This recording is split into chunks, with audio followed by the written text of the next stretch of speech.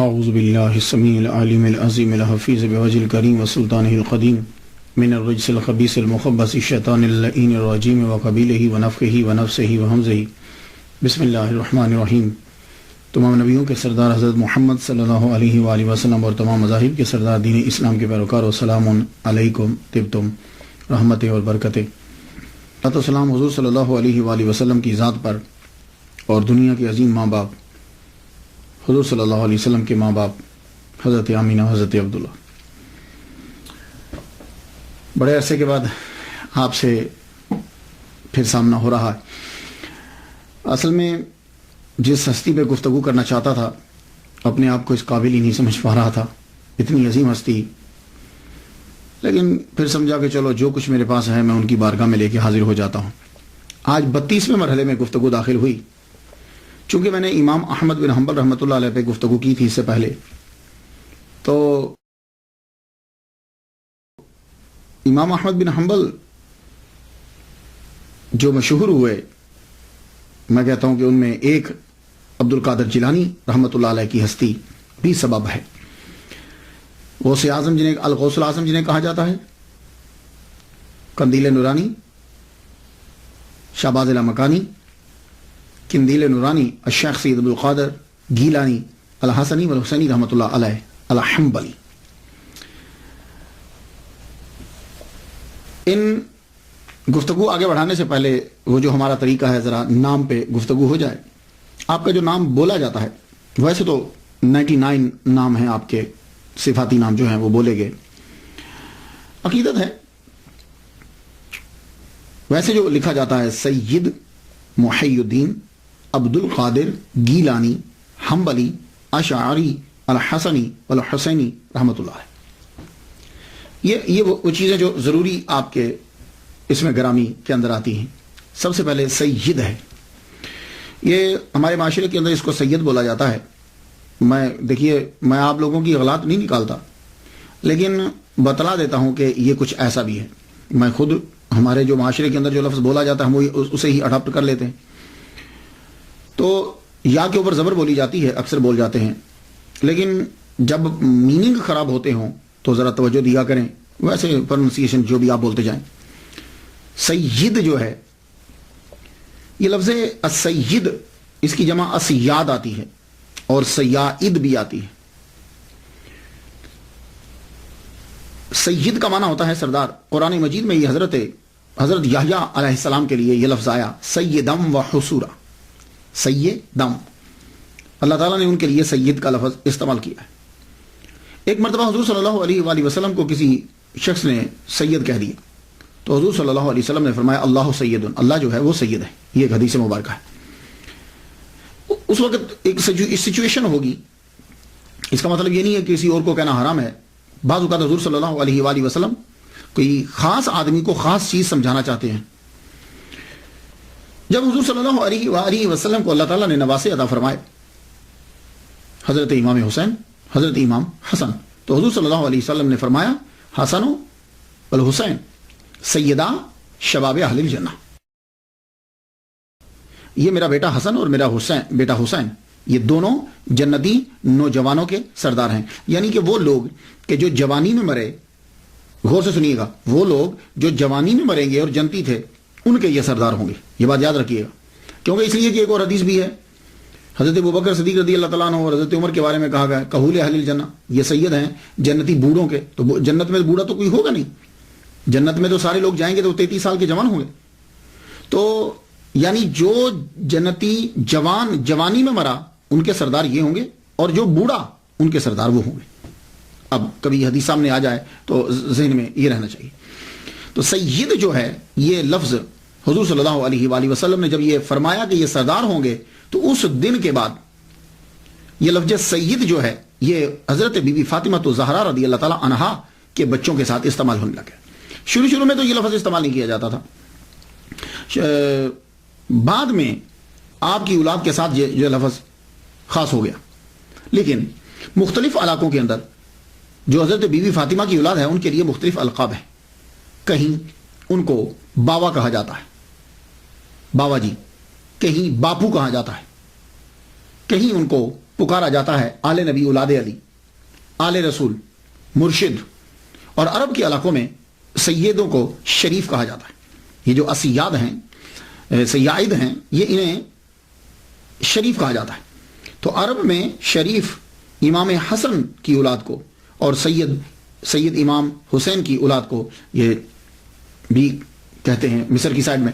خیر بہرحال شریف جو ہے وہ ان کے لیے لفظ جو ہے وہ استعمال کیا جاتا ہے. ویسے ایک لفظ سید بھی ہے اور سید و نا بھی ہے.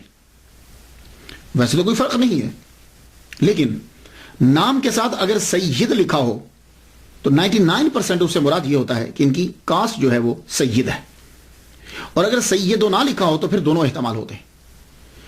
یہ بھی احتمال ہوتا ہے کہ وہ حضرت بی بی فاطمہ کی اولاد میں سے، اور یہ بھی احتمال ہوتا ہے کہ مریدین نے اپنے مرشد کو جو ہے وہ پکارا سیدنا کر کے، جیسے ہم تمام انبیاء کے ساتھ سیدنا. یا حضرت عمر رضی اللہ تعالیٰ عنہ جب حضرت بلال حبشی رضی اللہ تعالیٰ عنہ کو پکارتے تھے تو کہتے تھے سیدنا. تو سید اور سیدنا. ویسے تو آج کل عرب میں اگر آپ چلے جائیں تو جب لیٹر لکھتے ہیں، خط لکھتے ہیں، تو خط لکھتے ہوئے وہ سیدی لکھ دیتے ہیں شروع میں. جیسے جناب ہوتا ہے نا، عزت مآب جناب، تو سیدی لکھ دیا جاتا ہے. حضرت الغوث الاعظم جو ہیں، ان کے ساتھ جب سید آیا تو دونوں طرح سے ہوا. پیر و مرشد بھی ہے، سید و نا بھی، سید اولاد فاطمہ سے، حضرت بی بی فاطمہ کی اولاد بھی، اور ویسے بھی ہمارے سردار ہیں. اب ان کے نام کے اندر ایک اور آتا ہے گیلانی. گیلانی، اس پہ ذرا تھوڑی سی گفتگو ہو جائے. بہت سے لوگوں نے اس پہ گفتگو کی ہے، آپ میری تحقیق جو ہے وہ سماعت کیجئے. حاضر رحمت من ربی. آپ گیلان شہر کے اندر ہی پیدا ہوئے، یہ یاد رکھیے گا. گیلان، اس کا نام ہی گیلان ہے. تو آپ گیلان شہر کے اندر ہی پیدا ہوئے، اس لیے آپ کو گیلانی کہتے ہیں. اور کچھ لوگ آپ کو جیلانی کہتے ہیں جی آپ جیلان کے اندر پیدا ہوئے.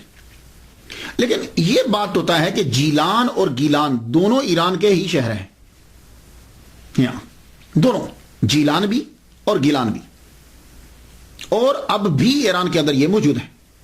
مگر فرق یہ ہے، کچھ لوگوں نے یہ کہا کہ جی اصل میں تو یہ گیلان تھا، تو عربی میں چونکہ گاف نہیں ہوتی تو اس لیے انہوں نے اس کو جیلان کہہ دیا. نہیں، جیلان اصل میں یہ گیلان ہی ہے. اصل میں گیلان ہے اور جیلان دونوں ہیں. تو جیلان گیلان، گیلان جیلان نہیں، ایسا نہیں. دونوں قصبے ہیں، لیکن دونوں میں فرق یہ ہے کہ جیلان جو ہے یہ قصبہ ہے اور گیلان جو ہے یہ صوبہ ہے. تو جیلان جو ہے یہ قصبہ ہے کلاتائے ہائے غربی رورل ڈسٹرکٹ کا. اب رورل ڈسٹرکٹ جو ہے اس کے اندر 4 قصبے آتے ہیں، یہ یاد رکھیے. تو 4 قصبوں میں سے کلاتائے ہائے غربی، اس کے 4 قصبوں میں سے ایک قصبہ جو ہے وہ جیلان ہے. اب یہ جو قصبہ ہے یہ ضلع بستام میں ہے، اور ضلع بستام صوبہ سمنان میں، اور صوبہ سمنان ملک کے ایران میں. ایک چھوٹا سا ایک قصبہ ہے، اور 2013 کے مطابق یہ جیلان قصبے کی آبادی جو ہے وہ تقریباً 800 ہے. 800 ہے. تو اب یہ پہلے سمجھ لیجئے کہ جیلان بھی ایک قصبہ ہے، لیکن یہ ایک قصبہ ہے. رورل ڈسٹرکٹ کے اندر 4 قصبے ہوتے ہیں اور ان میں ایک قصبہ یہ جیلان ہے. اب آ جائیے گیلان. تو گیلان جو ہے یہ جدید ایران کے اندر یہ ایک صوبہ ہے، 31واں صوبہ ہے گیلان. اور یہاں کی بنی ہوئی اشیاء بہت مشہور ہیں. اور گیلان کا جو صوبہ ہے یہ ایران کی جنت کہلاتا ہے، یہ یاد رکھیے گا. جیسے ہمارے ہاں کشمیر ہے، کاغان ہے، چترال ہے، یا سوئٹزرلینڈ یورپ کے اندر ہے. تو ایران کے اندر جو گیلان ہے یہ ایران کی جنت کہلاتا ہے. کیوں؟ باغات ہیں، دریا ہیں، سبزہ ہی سبزہ ہے. اب اور یہاں کے جو اصلی لوگ ہیں وہ خود کو گیلکی کہلواتے ہیں. گیلان کے جو پرانے لوگ ہیں، جو اصلی باشندے ہیں، اور وہ اپنی لینگویج کو بھی، جو اصل میں پرشین کی، فارسی ہی کی ایک قسم ہے، ایک لائن ہے، وہ اپنی لینگویج کو گیلکی لینگویج کہتے ہیں، جبکہ ہے وہ پرشین. تو گیلان سے بغداد کا جو فاصلہ ہے، ڈیسٹینیشن جو ہے، بیچ کا فاصلہ جتنا ہے وہ تقریباً 629 کلومیٹر ہے. تو کئی وجوہات کی بنا پر میں نے جو بہت پڑھا، اتنا وقفہ جو اس تقریر کے اندر ہوا، کئی ایسے قرائن ہیں اور شواہد ہیں کہ جس سے یہ پتہ چلتا ہے کہ آپ گیلان ہی کے اندر رہتے تھے، جیلان میں نہیں، گیلان ہی کے اندر رہتے تھے۔ تو اب یہ گیلان جو ہے، اسی کو جب لکھا گیا عربی کے اندر، کیونکہ تب تو آپ کی پرانی جتنی کتابیں ہیں وہ ساری عربی میں ہیں، تو عربی میں گاف نہیں ہوتا، تو اس کو گاف کو جیم کر دیا گیا، لیکن فارسی میں اور اردو کے اندر وہاں گاف ہوتا ہے، گاف لکھا جاتا ہے، تو اس لیے ایسا ہو سکتا ہے، لیکن گیلان ہی ہے۔ اب وہ گیلان کس طرح ہے، میں چند چیزیں آپ کے سامنے پیش کرتا ہوں۔ پہلی بات تو یہ ہے کہ آپ کے والد گرامی نے بہتا ہوا ایک سیب جو ہے وہ کھایا، رائٹ، دریا سے اٹھایا، اور آپ وہیں رہنے لگ گئے، اور یہ جو باغات ہیں اور دریا ہیں یہ گیلان کے اندر ہیں۔ دوسری، اکثر کتابیں جب آپ پڑھتے ہیں جی، انہوں نے 400 مائل کا سفر طے کیا اور وہ بغداد پڑھنے کے لیے پہنچے، تو یہ 400 مائل جو بنتا ہے، یہ 400 مائل جو ہے یہ گیلان ہی سے بغداد بنتا ہے، اور 629 کلومیٹر اور 400 کے قریب مائل جو بن جاتا ہے۔ اور تیسری بات کہ آپ نے یہ پڑھا کہ حضرت عبداللہ سومئی رحمۃ اللہ علیہ جو الغوث العظم کے نانا ہیں، ان کے باغات تھے، تو یہ باغات گیلان کے اندر ہی ہے۔ چوتھی بات، کیسپین سی کا اکثر حوالہ آپ پڑھیں گے جب بھی الغوث العظم عبد القادر گیلانی رحمۃ اللہ علیہ کی سیرت پڑھی جاتی، کیسپین سی کا ذکر ضرور آتا ہے، یہ کیسپین سی بھی گیلان میں ہے۔ پھر اس کے بعد جب بھی آپ پڑھیں گے تو جودی پہاڑ کا ذکر پڑھتے ہیں، کوہ جودی جہاں حضرت نوح علیہ السلام کی کشتی لگی تھی، تو وہ جودی پہاڑ بھی جو ہے وہ کیسپین سی گیلان کے پاس ہی ہے۔ اور پھر آپ نے ان کی سیرت میں یہ پڑھا کہ ایک بڑا سرسبز و شاداب علاقہ جو ہے وہ آپ نے لیا، وہ بھی گیلان ہی میں آپ نے لیا، اور یہی جو ہے وہ آپ کے آباء و اجداد کی جو ہے وہ قبر بھی۔ اور خواجہ معین الدین اجمیری چشتی رحمۃ اللہ علیہ نے اپنے خود سے اپنے پیسے دے کر وہاں ایک کمرہ بنوایا، اور 57 دن اس حجرے میں آپ ان کے ساتھ رہے۔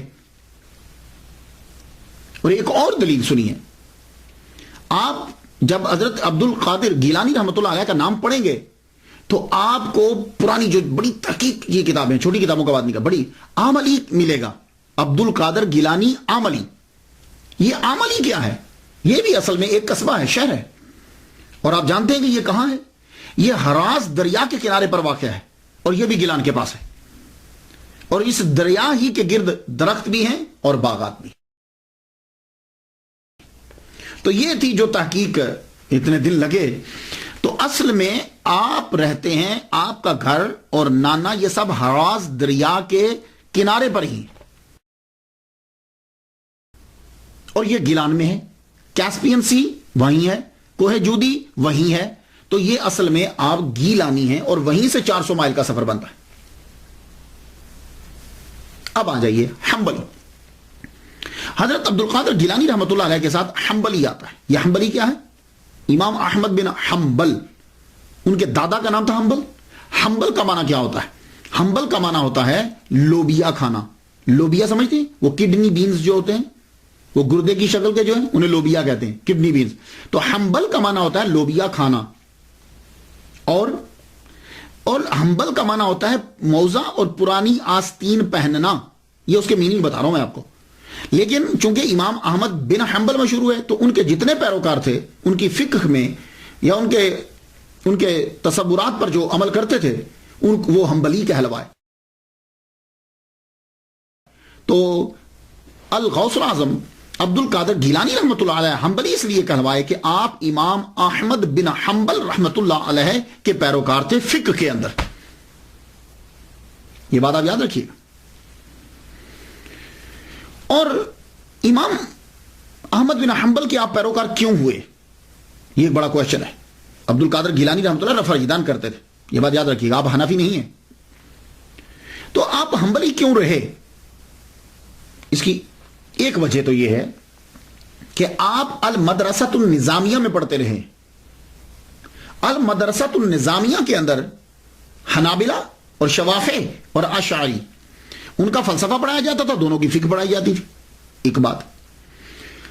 دوسری بات یہ ہے کہ آپ کے جو پیر و مرشد اور آپ کے جو استاد ہیں ابو سعید مبارک مخرمی، جس کو مخزومی پڑھتے ہیں، وہ مخزومی لفظ نہیں ہے، مخرمی رحمت اللہ علیہ جو ہے وہ بھی حنبلی ہیں. تو آپ کے پیر و مرشد بھی حنبلی ہیں، استاد بھی حنبلی ہیں، اور مدرسۃ النظامیہ میں جتنے زیادہ تر استاد جو ہے وہ حنابلہ تھے.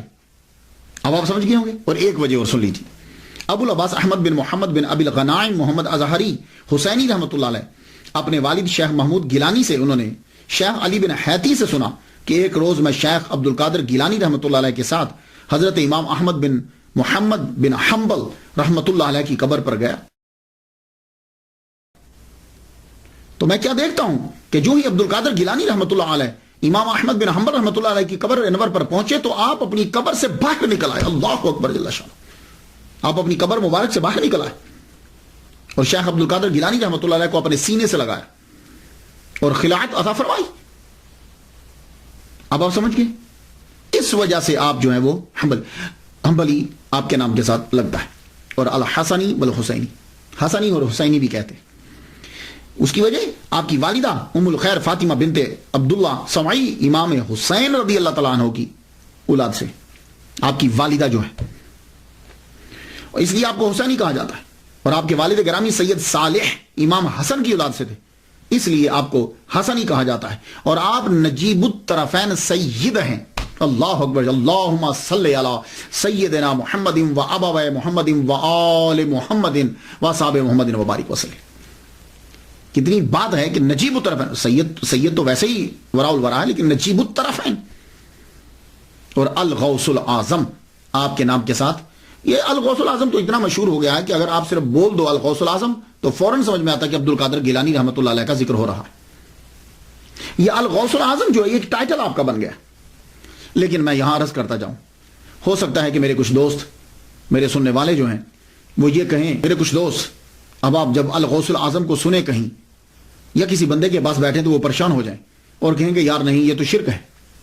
تو میں عرض یہ کرنا چاہوں گا، اگر آپ قرآن مجید کی اسٹڈی کریں، قرآن مجید کو پڑھیں، تو بہت سے الفاظ ایسے ہیں کہ اللہ تعالیٰ نے وہ اپنے لیے بھی استعمال کیے ہیں اور اپنے بندوں کے لیے بھی وہ استعمال کیے.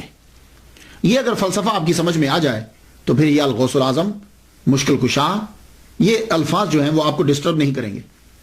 بس پہلے آپ نے یہ سمجھنا ہے کہ کیا اللہ تعالیٰ نے وہ الفاظ کے جو اپنے لیے خاص کیے تھے، کیا وہ اس نے وہ بندوں پر استعمال کیے ہیں کہ نہیں کیے. یہ اگر آپ قرآن مجید سے پڑھ لیں تو آپ پر جو ہے یہ حقیقت واضح ہو جائے گی. یہ مسئلہ آپ کو کبھی ڈسٹرب نہیں کرے گا. قرآن مجید کے اندر بہت سے ایسے الفاظ ہیں کہ جو اللہ کے لیے ہیں لیکن وہ بندوں کے لیے استعمال ہوئے ہیں. سب سے پہلا لفظ جب آپ نے سورہ فاتحہ پڑھی تو الحمدللہ رب العالمین ہے. یہ لفظ رب ہے نا، جو یہ اللہ نے اپنے لیے استعمال کیا قرآن مجید کے اندر. جتنے انبیاء کرام ہیں جب بھی انہوں نے دعا مانگی انہوں نے ربنا کہہ کے دعا مانگی. اس لیے کہا جاتا ہے کہ جب بھی دعا مانگو ربنا کہہ کے دعا مانگو، کیونکہ جب ربنا سے دعا مانگتے ہو اللہ تعالیٰ خوش ہوتا ہے اور اللہ دعا قبول کرتا ہے. ربنا آتنا فی الدنیا.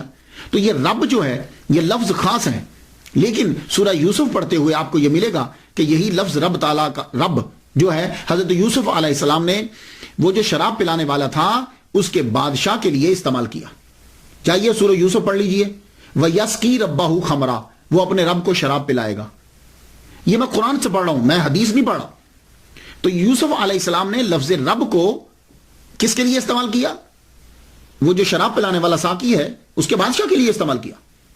تو رب اس کے لیے بھی ہے اور ابھی بھی قرآن میں موجود ہے. یہ نہیں کہ اس کو کاٹا گیا ہے. رب العالمین بھی موجود ہے اور وَيَسْقِي رَبَّهُ دونوں کے دونوں موجود ہیں. تو اب وہ رب دونوں جگہ استعمال ہوا. اسی طرح آپ کیا ہیں، میں آپ سے پوچھوں آپ کیا ہیں تو آپ کہیں گے میں مومن ہوں. تو یہ لفظ مومن اللہ تعالیٰ نے اپنے لیے بھی استعمال کیا ہے. اور قرآن مجید میں آپ دیکھ لیجئے، سورہ حشر میں جائیے، الملک القدوس السلام المومن، اللہ مومن ہے. تو پھر آپ کیا ہوئے؟ اسی طرح اللہ تعالیٰ نے لفظ حفیظ استعمال کیا اپنے لیے. تو وہی حفیظ یوسف علیہ السلام اپنے لیے استعمال کر رہے ہیں اور قرآن میں ایز اٹ از موجود ہے. انی حفیظ علیم، حفیظ بھی اور علیم بھی دونوں الفاظ اللہ کے لیے قرآن میں استعمال ہوئے اور دونوں یہاں استعمال ہو رہے ہیں.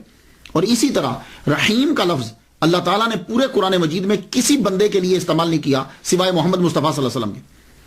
اپنے لیے استعمال کیا اور ایک مرتبہ پورے قرآن میں کہا بالمؤمنین رؤوف رحیم. رؤوف اللہ کے ساتھ آتا ہے، لیکن اس نے بندے کے لیے بھی استعمال کیا، حضور پاک کے لیے، اور رحیم بھی استعمال کیا۔ اسی طرح ولی کا لفظ جو ہے وہ اس نے اپنے لیے بھی استعمال کیا اور دوسروں کے لیے بھی استعمال کیا۔ تو یہ دیکھیے، ویسے اگلے کو مارنا ہو تو جو مرضی یک طرفہ ڈال دیا جائے، لیکن حقیقت یہ ہے کہ بہت سے الفاظ ایسے ہیں کہ اللہ نے اپنے لیے بھی استعمال کیے اور بندوں کے لیے بھی استعمال کیے۔ اب یہاں آپ فرق کیسے کریں گے؟ کہ آپ مشرک قرار دے دیں گے اس بندے کو؟ نہیں، تو پھر آپ فرق کریں گے کہ اللہ کے لیے وہ لفظ جو استعمال ہوتا ہے وہ حقیقی معنی میں استعمال ہوتا ہے، اور بندے کے لیے جو وہ لفظ استعمال ہوتا ہے وہ ایک خاص وقت، خاص شے اور مجازی طور پر استعمال ہوتا ہے، یعنی قیود کے ساتھ استعمال ہوتا ہے۔ تو اللہ کے لیے وہ لفظ قیود کے ساتھ استعمال نہیں ہوتا۔ اب فرق واضح ہو گیا حقیقت اور مجاز کا۔ تو یہی سلسلہ جو ہے الغوث الاعظم ہے، یہ ٹائم ہے، قیود ہے اور مجازی طور پر ہے، یہ بات یاد رکھیے گا۔ یہ اگر فرق نہیں کریں گے تو پوری دنیا مشرک بن جائے گی، یہ بات یاد رکھیے گا۔ اب اگر الغوث الاعظم کہنے سے آدمی مشرک ہوتا ہے تو پھر حضرت ابو بکر صدیق کے ساتھ صدیق اکبر لگتا ہے، پھر آدمی صدیق اکبر کہنے سے بھی مشرک ہوگا۔ کیوں؟ اس لیے کہ قرآن مجید کے اندر اللہ تعالیٰ نے یہ کہا ہے وَمَنْ أَصْدَقُ مِنَ اللَّهِ، اللہ سے بڑھ کر کون سچا ہے؟ ٹھیک ہے، تو آپ کہہ رہے ہیں کہ ابو بکر صدیق اکبر، وہ صدیق اکبر ہیں، تو اللہ تو سب سے سچا ہے، اللہ تعالیٰ سے تو سچا کوئی نہیں، تو پھر صدیق اکبر انہیں کیوں کہا گیا؟ پھر اسی طریقے سے فرق کرنے والا تو اللہ تعالیٰ ہے حق و باطل کے درمیان، تو حضرت عمر فاروق رضی اللہ تعالیٰ عنہ کو فاروق کیوں کہتے ہیں؟ یہ بھی شرک ہوگا۔ اسی طرح اللہ قرآن میں کہتا ہے کہ ان اللہ غنی وانتم الفقراء، اللہ غنی ہے اور تم فقیر ہو، تو آپ پھر لوگ سب عثمان غنی عثمان غنی کیوں کہتے ہیں؟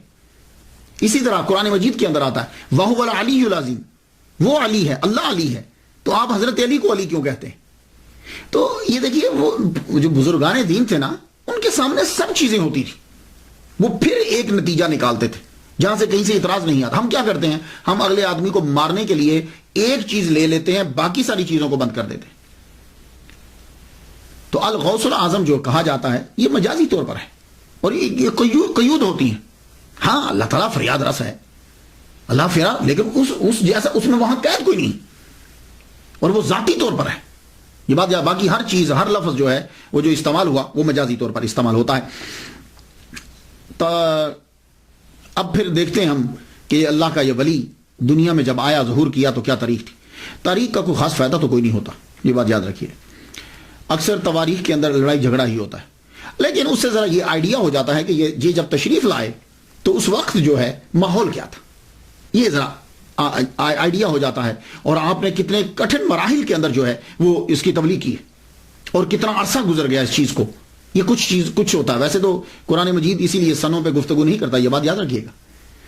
تو عبد القادر گیلانی رحمۃ اللہ علیہ کے بھی تواریخ تین بیان کی جاتی، 470، 471، 491، لیکن 491 والے نے تو ویسے ہی بہت ہی زور لگا دیا۔ اب یہ کوئی ضروری نہیں ہوتا کہ ایک آدمی ڈاکٹر ہے، ریسرچر ہے، ہو سکتا ہے اس کی کوئی پرابلم ہو۔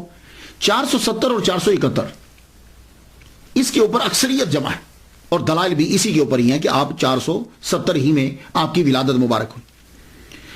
میں نے جو صاحب دلیل دے رہے تھے کہ جی 491 میں ہوئے ہیں، 470 اور 71 میں عبد القادر گیلانی رحمۃ اللہ علیہ پیدا نہیں ہوئے، تو دلیل انہوں نے یہ دی کہ شیخ سعدی رحمۃ اللہ علیہ جو ہیں وہ گلستان سعدی کے صفحہ 45 پہ لکھتے ہیں کہ عبد القادر گیلانی را دیدم، میں نے عبد القادر گیلانی رحمۃ اللہ علیہ کو دیکھا در حرم کعبہ میں نے دیکھا کہ کنکریوں کے اوپر اپنے چہرے کو رکھے ہوئے اللہ کی بارگاہ میں رو رہے تھے۔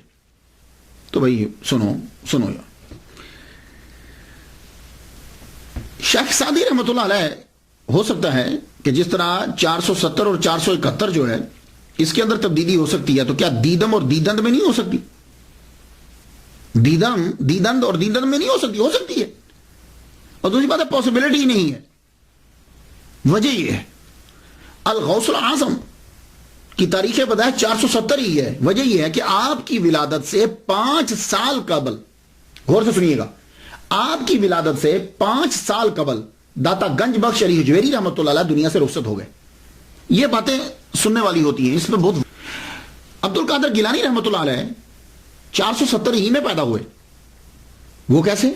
کہ آپ کی ولادت سے 5 سال قبل جو ہیں وہ داتا گنج بخش علی حجویری رحمۃ اللہ علیہ دنیا سے رخصت ہو گئے۔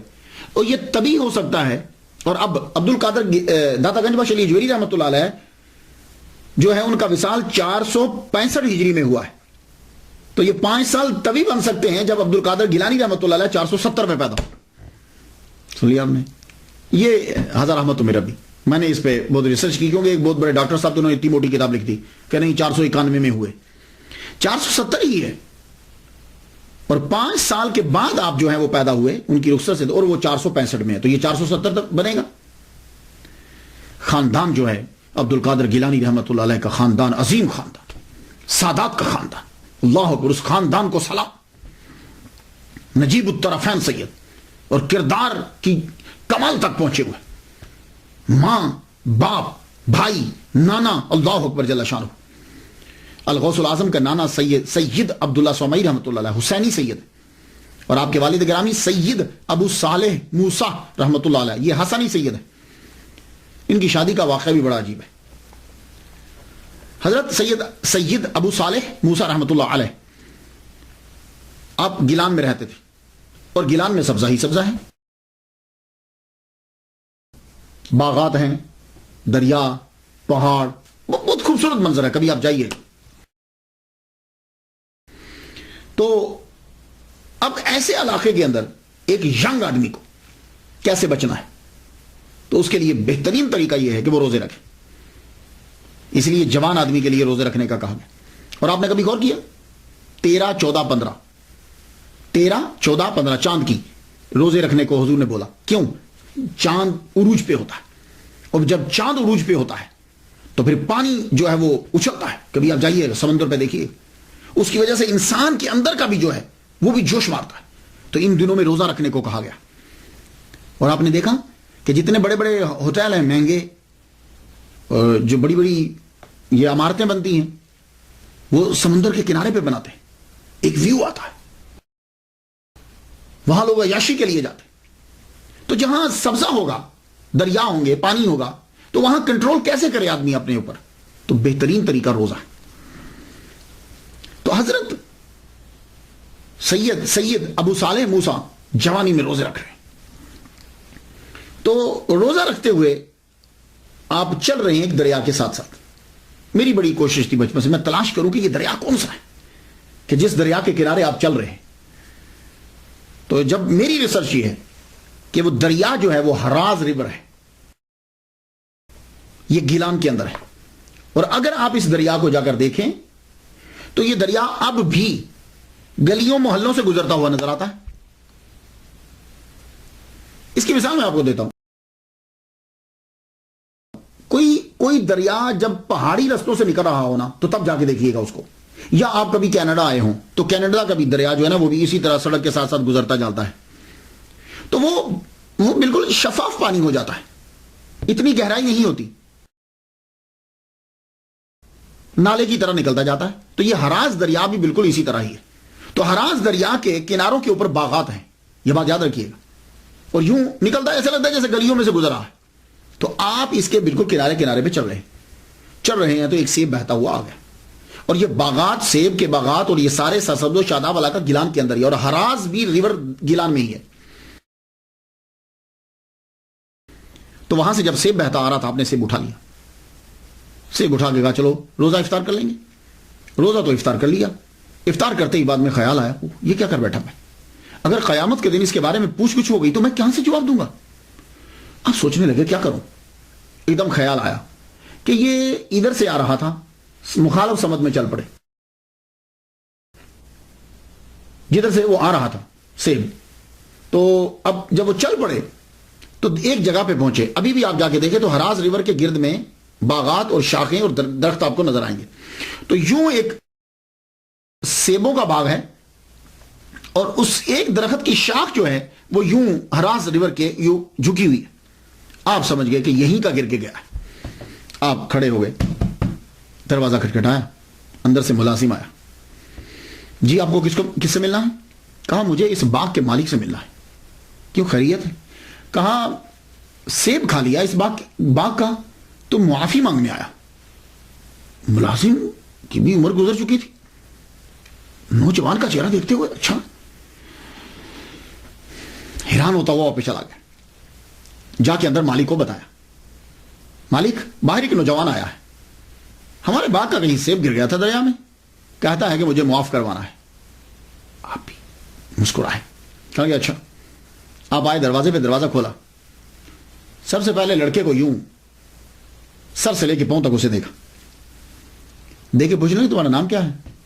کہا میرا نام جو ہے وہ سید ابو صالح موسیٰ، امام حسن کی اولاد سے ہوں۔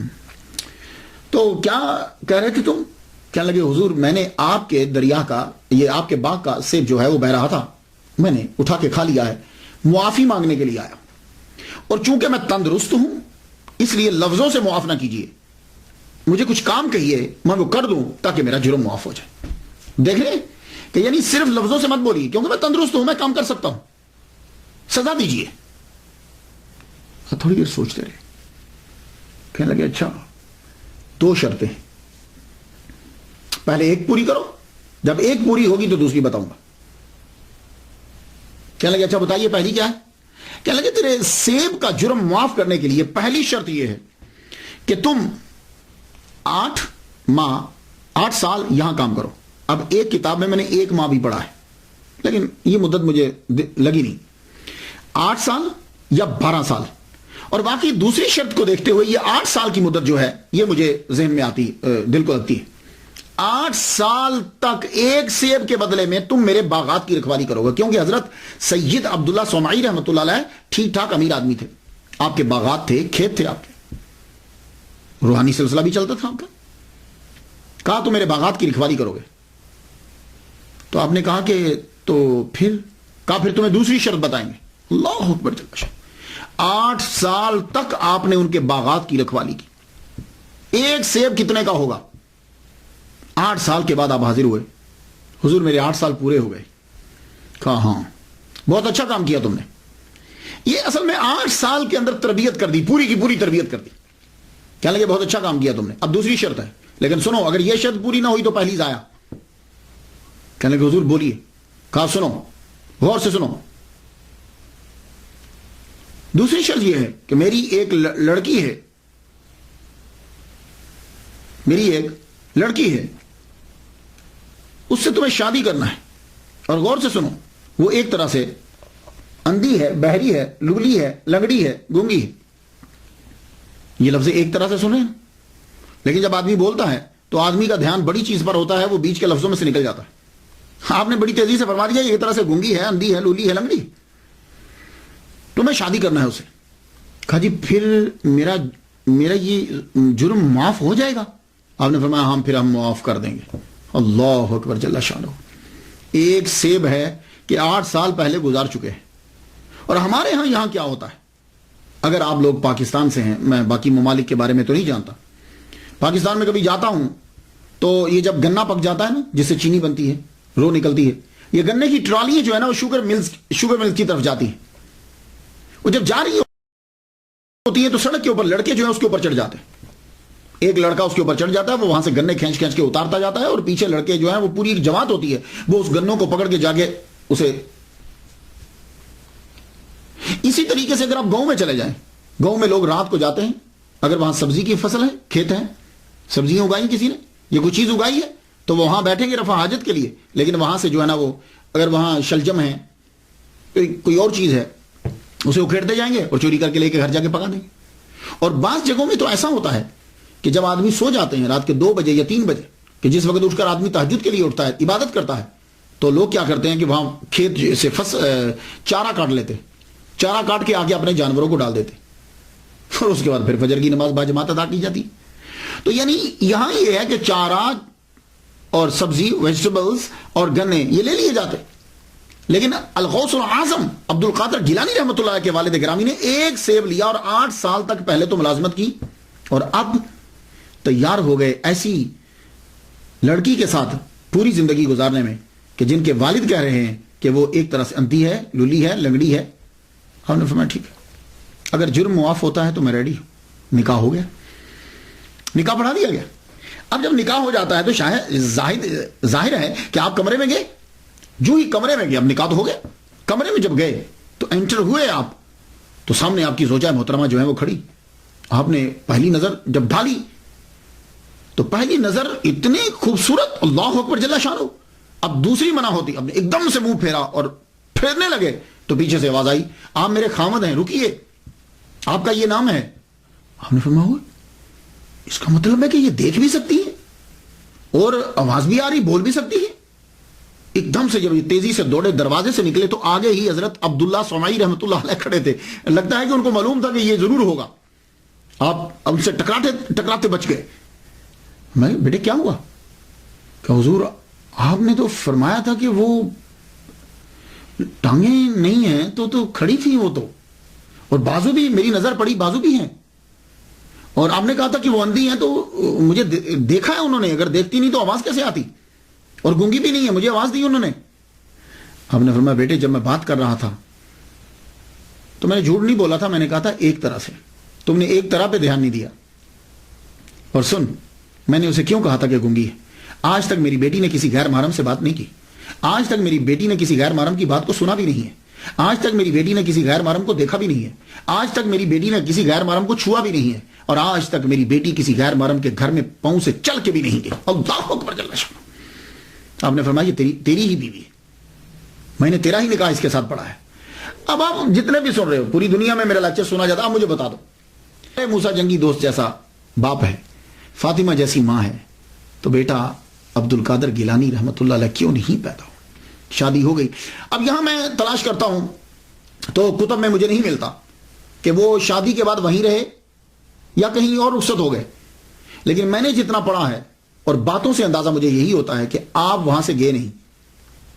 ہاں، آپ کے نانا جو ہیں، الغوث الاعظم کے نانا جو ہیں، انہوں نے مکان علیحدہ لے دیا، یہ ہے، رہے وہیں، اسی علاقے میں آپ رہے، کیونکہ بات کی جو چیزیں اس بات پر دال ہیں کہ آپ اپنے نانا، آپ وہی رہے، سسر کے پاس ہی رہے۔ 60 سال جب عمر ہو گئی تو اللہ تعالیٰ نے احسان کیا، الغوث الاعظم کی ولادت ہوئی، اور یہ بھی بہت بڑی کرامت ہے۔ 60 سال کی عمر کے اندر بچے کی ولادت ایک ناممکن سی بات ہوتی ہے، یعنی مشکلات میں آ جاتا ہے، اور آپ کی یہ کرامت ہے کہ جب آپ کی 60 سال عمر ہوئی تو اللہ تعالیٰ نے آپ کو بیٹا عطا کیا، اور وہ بیٹا کون ہے؟ وہ بیٹا دنیا میں مشہور ہوا، الغوث الاعظم شیخ سید عبد القادر گیلانی رحمۃ اللہ علیہ۔ 470 ہجری کے اندر 1 رمضان المبارک کو آپ پیدا ہوئے۔ پورے رمضان المبارک میں صبح سے لے کے شام تک آپ دودھ نہیں پیتے۔ یہ تقوینی ولی ہونے کی نشانی کہ آپ پیدائشی ولی ہیں۔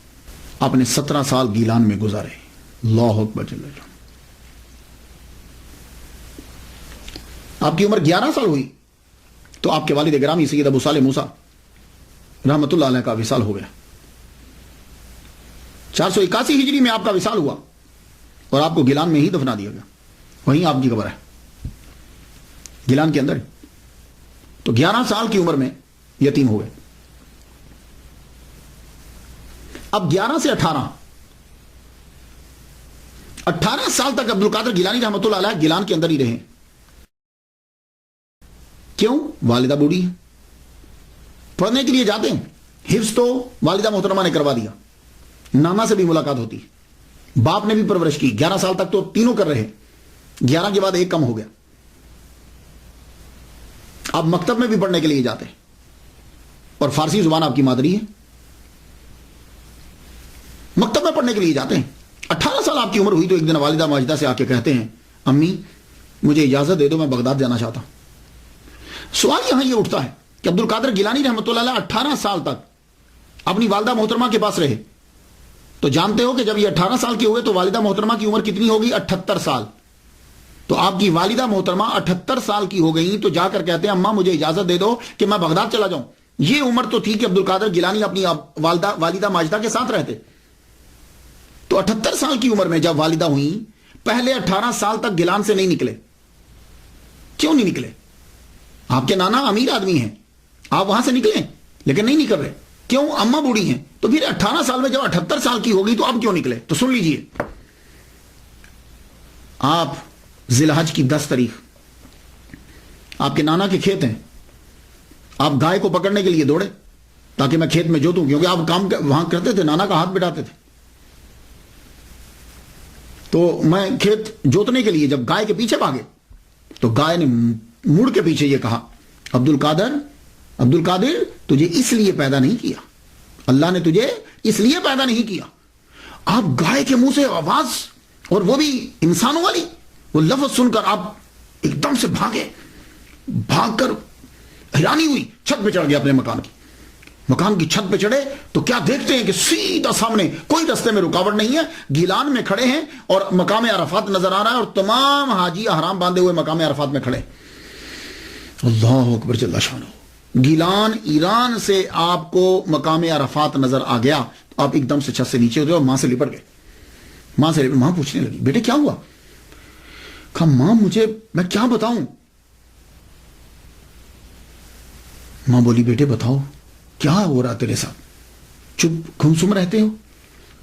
اب بیٹھ کر اپنی والدہ محترمہ سے بیٹھ کے بات کرنے لگے، کہنے لگے ماں جب میں چلتا ہوں نا تو مجھے ایسے محسوس ہوتا ہے کہ میرے ارد گرد کوئی ہے، اور ماں جب میں پڑھنے کے لیے مدرسے جاتا ہوں نا تو آواز آتی ہے، ہٹو ہٹو ولی اللہ کو رستہ دو، اللہ کا ولی آ رہا ہے، ہٹو رستہ دو، جگہ دو۔ تو ماں میں کسی کو محسوس کرتا ہوں اپنے ساتھ، اور آج ماں گائے بھی بولی کہ عبد القادر تجھے اس لیے پیدا نہیں کیا، اور ماں میں چھت پہ چڑھا ہوں نا تو مجھے مقام عرفات نظر آیا۔ ماں کی آنکھوں میں آنسو آ گئے۔ کہا تو بیٹے، کہا ماں عرض کرتا ہوں کہ مجھے بغداد جانے کی اجازت دے دو۔ ماں نے سینے سے لگایا اور ماں رو پڑی، ماں کی آنکھوں میں آنسو آ گئے۔ کہا ماں روتی کیوں، میرے بغداد جانے سے رو رہی ہو؟ کہا نہیں بیٹے بغداد تو جاؤ، ماں خود ولیہ کاملہ ہے، بیٹے جاؤ۔ تو ماں روتی کیوں ہو پھر؟ کہا بیٹے رو اس لیے رہی ہوں کہ جب تو پڑھ لکھ کے واپس آئے گا نا تو میں نہیں ہوں گی۔ کہا اچھا ماں میں جاؤں پھر؟ کہا ٹھیک ہے بیٹے جاؤ۔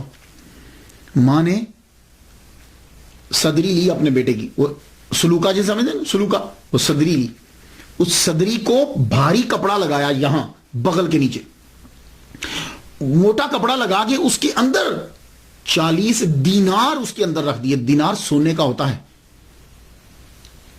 وہ دینار ایک لمبے سفر کے لیے 40 دینار انف کافی ہوتے ہیں، تو آپ نے یہاں رکھ دیے اور بیٹے کو صدری پہنا دی، اور پہنانے کے بعد کہا جا بیٹے اب چلا جاؤ، جا کے بغداد پڑھ، بڑا عالم بن۔ لیکن ایک ہی بات ہے، کسی حالت میں جھوٹ نہ بولنا، یہ جو کسی حالت میں جھوٹ نہ بولنا۔ آپ وہاں سے چلے، اپنی ماں سے اجازت لی، اجازت لے کر وہ صدری پہنی، اب ایک قافلہ جا رہا تھا گیلان سے بغداد، اس کے ساتھ ہو لیے۔ جب اس کے ساتھ ہو لیے، اب گیلان سے بغداد کا فاصلہ 629 کلومیٹر ہے۔ آپ نے یہ پیدل طے کیا، اور تقریباً یہ 391 مائل بنتا ہے، 91 مائلز بنتا ہے، 629 کلومیٹر اور 391 مائل، جسے آپ اکثر کتابوں میں 400 مائل پڑھتے ہیں۔ آپ بغداد کی طرف روانہ ہوئے۔ یہ جو بغداد ہے نا، یہ اصل میں اس کا پروننسیشن باغداد ہے، لیکن کثرت استعمال کی وجہ سے الف گر گیا۔ جیسے پاکستان کے اندر اس کے دارالحکومت کو کہتے ہیں اسلام آباد، اصل میں وہ لفظ اسلام آباد ہے، لیکن کثرت استعمال کی وجہ سے اسلام آباد۔ جیسے وہ فیصل آباد کہتے ہیں، یہ فیصل آباد ہے، اسے فیصل آباد بولتے ہیں۔ تو یہ باغداد تھا، الف گر گیا، کثرت استعمال کی وجہ سے بغداد ہو گیا۔ یہ بغداد جو ہے، اس کی بنیاد، یہ بغداد کا معنی کیا ہے؟ کہتے ہیں کہ یہ فارسی 2 لفظوں کا مرکب ہے، باغ اور داد۔ باغ کہتے ہیں گارڈن کو، داد کہتے ہیں فیر کو، یعنی فیر گارڈن۔ اور کچھ نہیں، یہ کہا کہ باغ اصل میں ایک دیوتا کا نام ہے، اور داد میں نے ہوتا ہے دینا، تو باغ داد گاڈ گفٹڈ، یعنی دیوتا نے دیا۔ خیر جو بھی ہو، اس شہر کی بنیاد عباسی خلیفہ منصور کے کہنے پر رکھا گیا۔ 30 جولائی 762 عیسوی میں اس کی بنیاد رکھی گئی۔ اس شہر کو شہرت کی بلندیوں تک پہنچانے والے عباسی خلفاء ہیں۔ اس شہر میں ہاؤس آف حکمت کے نام سے پوری دنیا کی سب سے بڑی لائبریری اس کے اندر تھی، ہاؤس آف وزڈم، یہ لائبریری کا نام تھا۔ سب سے بڑی لائبریری ہماری ہوتی تھی، دنیا سے کتابوں کے تمام زبانوں کے تراجم کر کر کے اس کے اندر لائبریری میں کتابیں رکھی جاتی۔ اور آج بھی عرب دنیا کا یہ دوسرا بڑا شہر ہے، پہلا قاہرہ ہے اور دوسرا یہ ہے عرب دنیا کا، اور اس کی آبادی 72 لاکھ 16,000 اس کی آبادی ہے. اب آپ بغداد کی طرف روانہ ہوئے تو اگر آج کے نقشے میں آپ دیکھیں نا تو گیلان سے بغداد جو ہے وہ راؤٹ تھوڑا سا چینج ہو, جسے روٹ بولتے ہیں, راؤٹ جو ہے وہ تھوڑا سا چینج ہے. پہلے اب تو بالکل سیدھی لائن یوں کھچتی ہے نا, تو پہلے کیا تھا کہ جب یہ گیلان سے یوں چلتے تھے تو ایسے ہو کر پھر ایسے ہو کر آتے تھے. تو جب آپ گیلان سے یوں سیدھا چلے تو اس طرح سے, اب پتہ نہیں کیا راؤٹ تھا, میں اتنا پرانا مجھے معلوم نہیں ہے. تو کیونکہ میں نے یہ دیکھا ہے کہ ہمدان جو ہے وہ سائڈ پر ہے تھوڑا سا, اور جب عبد القادر گیلانی رحمۃ اللہ علیہ چلے تھے تو تب آپ ہمدان سے ہو کر پھر چلے تھے. تو ہمدان سے ہو کر جب ترنگ کے ویرانے میں پہنچے تو اس وقت 60 ڈاکوؤں نے ایک دم سے اس پورے قافلے کے اوپر حملہ کر دیا. ان قافلوں کے سردار کا نام تھا احمد بدوی. جب انہوں نے قافلے پر حملہ کیا تو وہ راہزن جو ہیں, ڈاکو جو ہے, وہ دیکھتے تھے فیملی کس کی ہے, فیملی پر حملہ کرتے تھے. کیوں؟ اس لیے کہ جن کے ساتھ عورتیں ہوں گی زیور ضرور ہوگا. پھر وہ حملہ کرتے تھے کہ سامان زیادہ لدا ہوا کس کے پاس ہے, کیونکہ جس کے پاس زیادہ جانور ہوں گے, زیادہ سامان ہوگا, وہ تاجر ہوگا, اس کے پاس بھی مال ہوگا. اکیلے آدمی پر توجہ کم دیتے تھے وہ. تو جب وہ ڈاکو جو ہیں فیملی والوں کو لوٹنے لگے تو عبد القادر گیلانی رحمۃ اللہ علیہ بھی کھڑے ہوئے ہیں. ایک پار سے گزرا, اکیلا کھڑا کیا توجہ دے گا, کیونکہ اس کو پتا ہے اکیلے آدمی کے پاس کتنا ہوگا, اور آپ کے پاس تھا بھی کچھ نہیں, نہ سواری ہے اور کچھ ہاتھ میں پکڑا ہوا بھی نہیں. لگا تیرے پاس بھی کچھ ہے یا ویسے ہی کھڑے ہوئے ہو؟ ہاں ہاں میں قافلے کے ساتھ ہوں, میرے پاس بھی ہیں 40 دینار. وہ ہنستا ہوا گزر گیا, پاس سے ہنستا ہوا گزر گیا. اب جب سارے قافلے کو لوٹ لیا گیا, بھائی کوئی بچا ہے, کوئی قافلے میں اور بھی ہے, آپ وہاں کھڑے ہوئے دیکھ رہے تھے. آپ کے پاس اب سردار آیا, آ کے پوچھتا ہے کہا تیرے پاس بھی کچھ ہے؟ کہنے لگے ہاں ہے. بڑے حیران ہوئے یار, کیونکہ نارملی آدمی پولیس اور چور ان کے سامنے سچ نہیں بولتا, بندہ بہت کم بولتا ہے سچ, پہلی دفعہ سچ نہیں بولے گا. تفتیش ہوگی, تحقیق ہوگی تو شاید سچ ظاہر ہو جائے. تو اس نے جب پوچھا کہ کیا تمہارے پاس بھی کچھ ہے, تو ہم کہنے لگے ہاں ہے. کہنے لگا کہاں ہے؟ اچھا ٹھہر رک بتاتا ہوں. آپ نے اپنی صدری اتاری, صدری اتار کے آپ نے یہاں سے اتنا موٹا کپڑا پہلے پھاڑا, کپڑا پھاڑ کے اندر سے 40 دینار نکالے. اور کوئی آدمی صدری اتار کر جانچنے بھی لگ جاتا, تلاشنے بھی لگ جاتا تو بھی نہ پا سکتا 40 دینار کو. اس طرح آپ کی والدہ محترمہ نے چھپا کر موٹے کپڑے میں رکھ دیے تھے, بنا بتائے چور بھی اس کو نہیں نکال سکتا تھا. آپ نے اس کو پھاڑ کے اس کے سامنے 40 دینار رکھ دیے. احمد بدوی نیچے اتر آیا, کہنے لگا کاکا لڑکے ایک بات تو بتا یار, یہ تو میں بھی ڈھونڈتا تو میں تلاش نہ کر پاتا, کیونکہ اب دیکھو نا ایک آدمی اس طرح کھڑا ہے تو پیسے یہاں ہوں تو کیسے تلاشیں گے, ہاں جیب میں ہو تو کوئی دیکھ سکتا ہے, تم نہ بتاتے تو ہم نہیں تلاش سکتے تھے, تو یہ تم نے چھپایا کیوں نہیں؟ عبد القادر گیلانی رحمۃ اللہ علیہ فرمانے لگے میری اماں نے مجھے کہا تھا, والدہ محترمہ نے کہا تھا بیٹے کسی حالت میں جھوٹ نہیں بولنا. اوئے ہوئے یہ جملہ آپ کے منہ مبارک سے نکل کے جب ہوا کے دوش پہ آیا, اور ہوا کے دوش سے جب احمد بدوی کے کانوں تک گیا, ایک دم سے وہ چیخ اٹھا اور اعلان کرنے لگا, کہنے لگا سب سامان سب کا واپس کر دو, سب لوگوں کا سامان واپس کر دو. سارے راہزن پریشان ہو گئے, ہوا کیا؟ کہ سب کا سامان جو ہے وہ واپس کر دو. کیوں حضور؟ کہنے لگا یار بس اس لڑکے کو دیکھو, یہ اپنی ماں سے کیا ہوا وعدہ نہیں بھولا, اور احمد بدوی اپنے اللہ سے کیا ہوا وعدہ بھول گیا. نیچے اترا, عبد القادر گیلانی رحمۃ اللہ کے ہاتھ چومے, کہا لڑکے تو نے مجھے رستہ دکھا دیا. اس قدر اس کے اوپر وحشت طاری ہوئی, رات کے سناٹے میں روتا ہوا نکل گیا جنگلوں کی طرف, پھر نہیں پتا چلا کہ کہاں ہوا. عبد القادر گیلانی رحمۃ اللہ علیہ کو 40 دینار واپس کر دیے. اب یہاں ذرا سنو, عبد القادر گیلانی رحمۃ اللہ علیہ بغداد میں پہنچے, سب سے پہلے آپ نے وہ 40 دینار فقیروں میں تقسیم کر دی. سنو یہ ہیں 11ویں والے. تو عبد القادر گیلانی رحمۃ اللہ علیہ نے وہ 40 دینار سب سے پہلے فقیروں کو تقسیم کر دیے, اس کے بعد خالی. لو اس کے بعد خالی, اب اپنے پاس کچھ بھی نہیں ہے. آپ کے نانا سید عبداللہ سومائی رحمۃ اللہ علیہ کہ کوئی جان پہچان والے بغداد کے اندر تھے,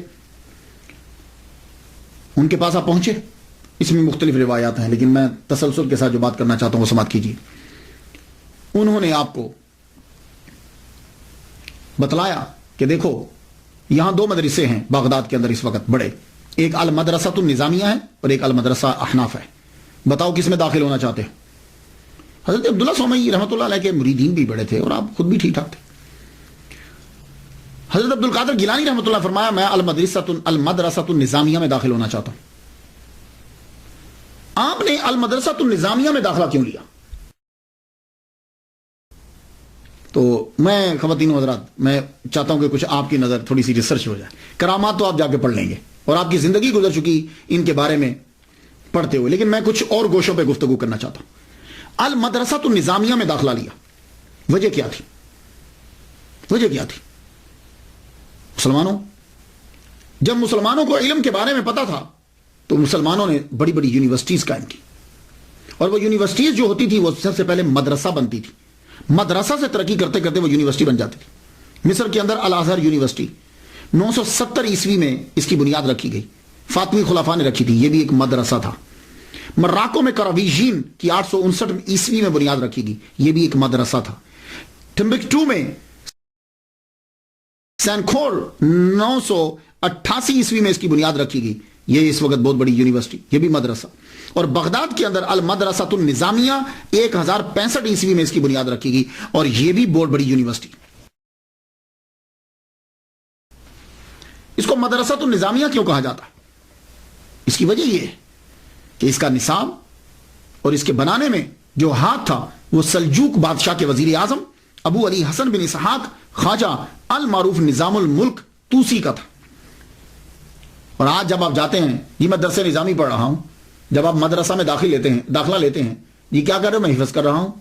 تو آپ کیا کر رہے ہو؟ میں درس نظامی پڑھ رہا ہوں. یہ درس نظامی کیا ہے؟ یہ اس نظام الملک توسی کی وجہ سے درس نظامی، کیونکہ اس نے ہی یہ نظام بنایا تھا، یہ نصاب اس نے بنایا تھا. تو اس مدرسہ کو دریا کے کنارے بغداد میں 1065 میں عبد القادر گیلانی رضی اللہ تعالیٰ عنہ کے داخلہ لینے سے 30 سال قبل 2 سال کے اندر بنا دیا تھا.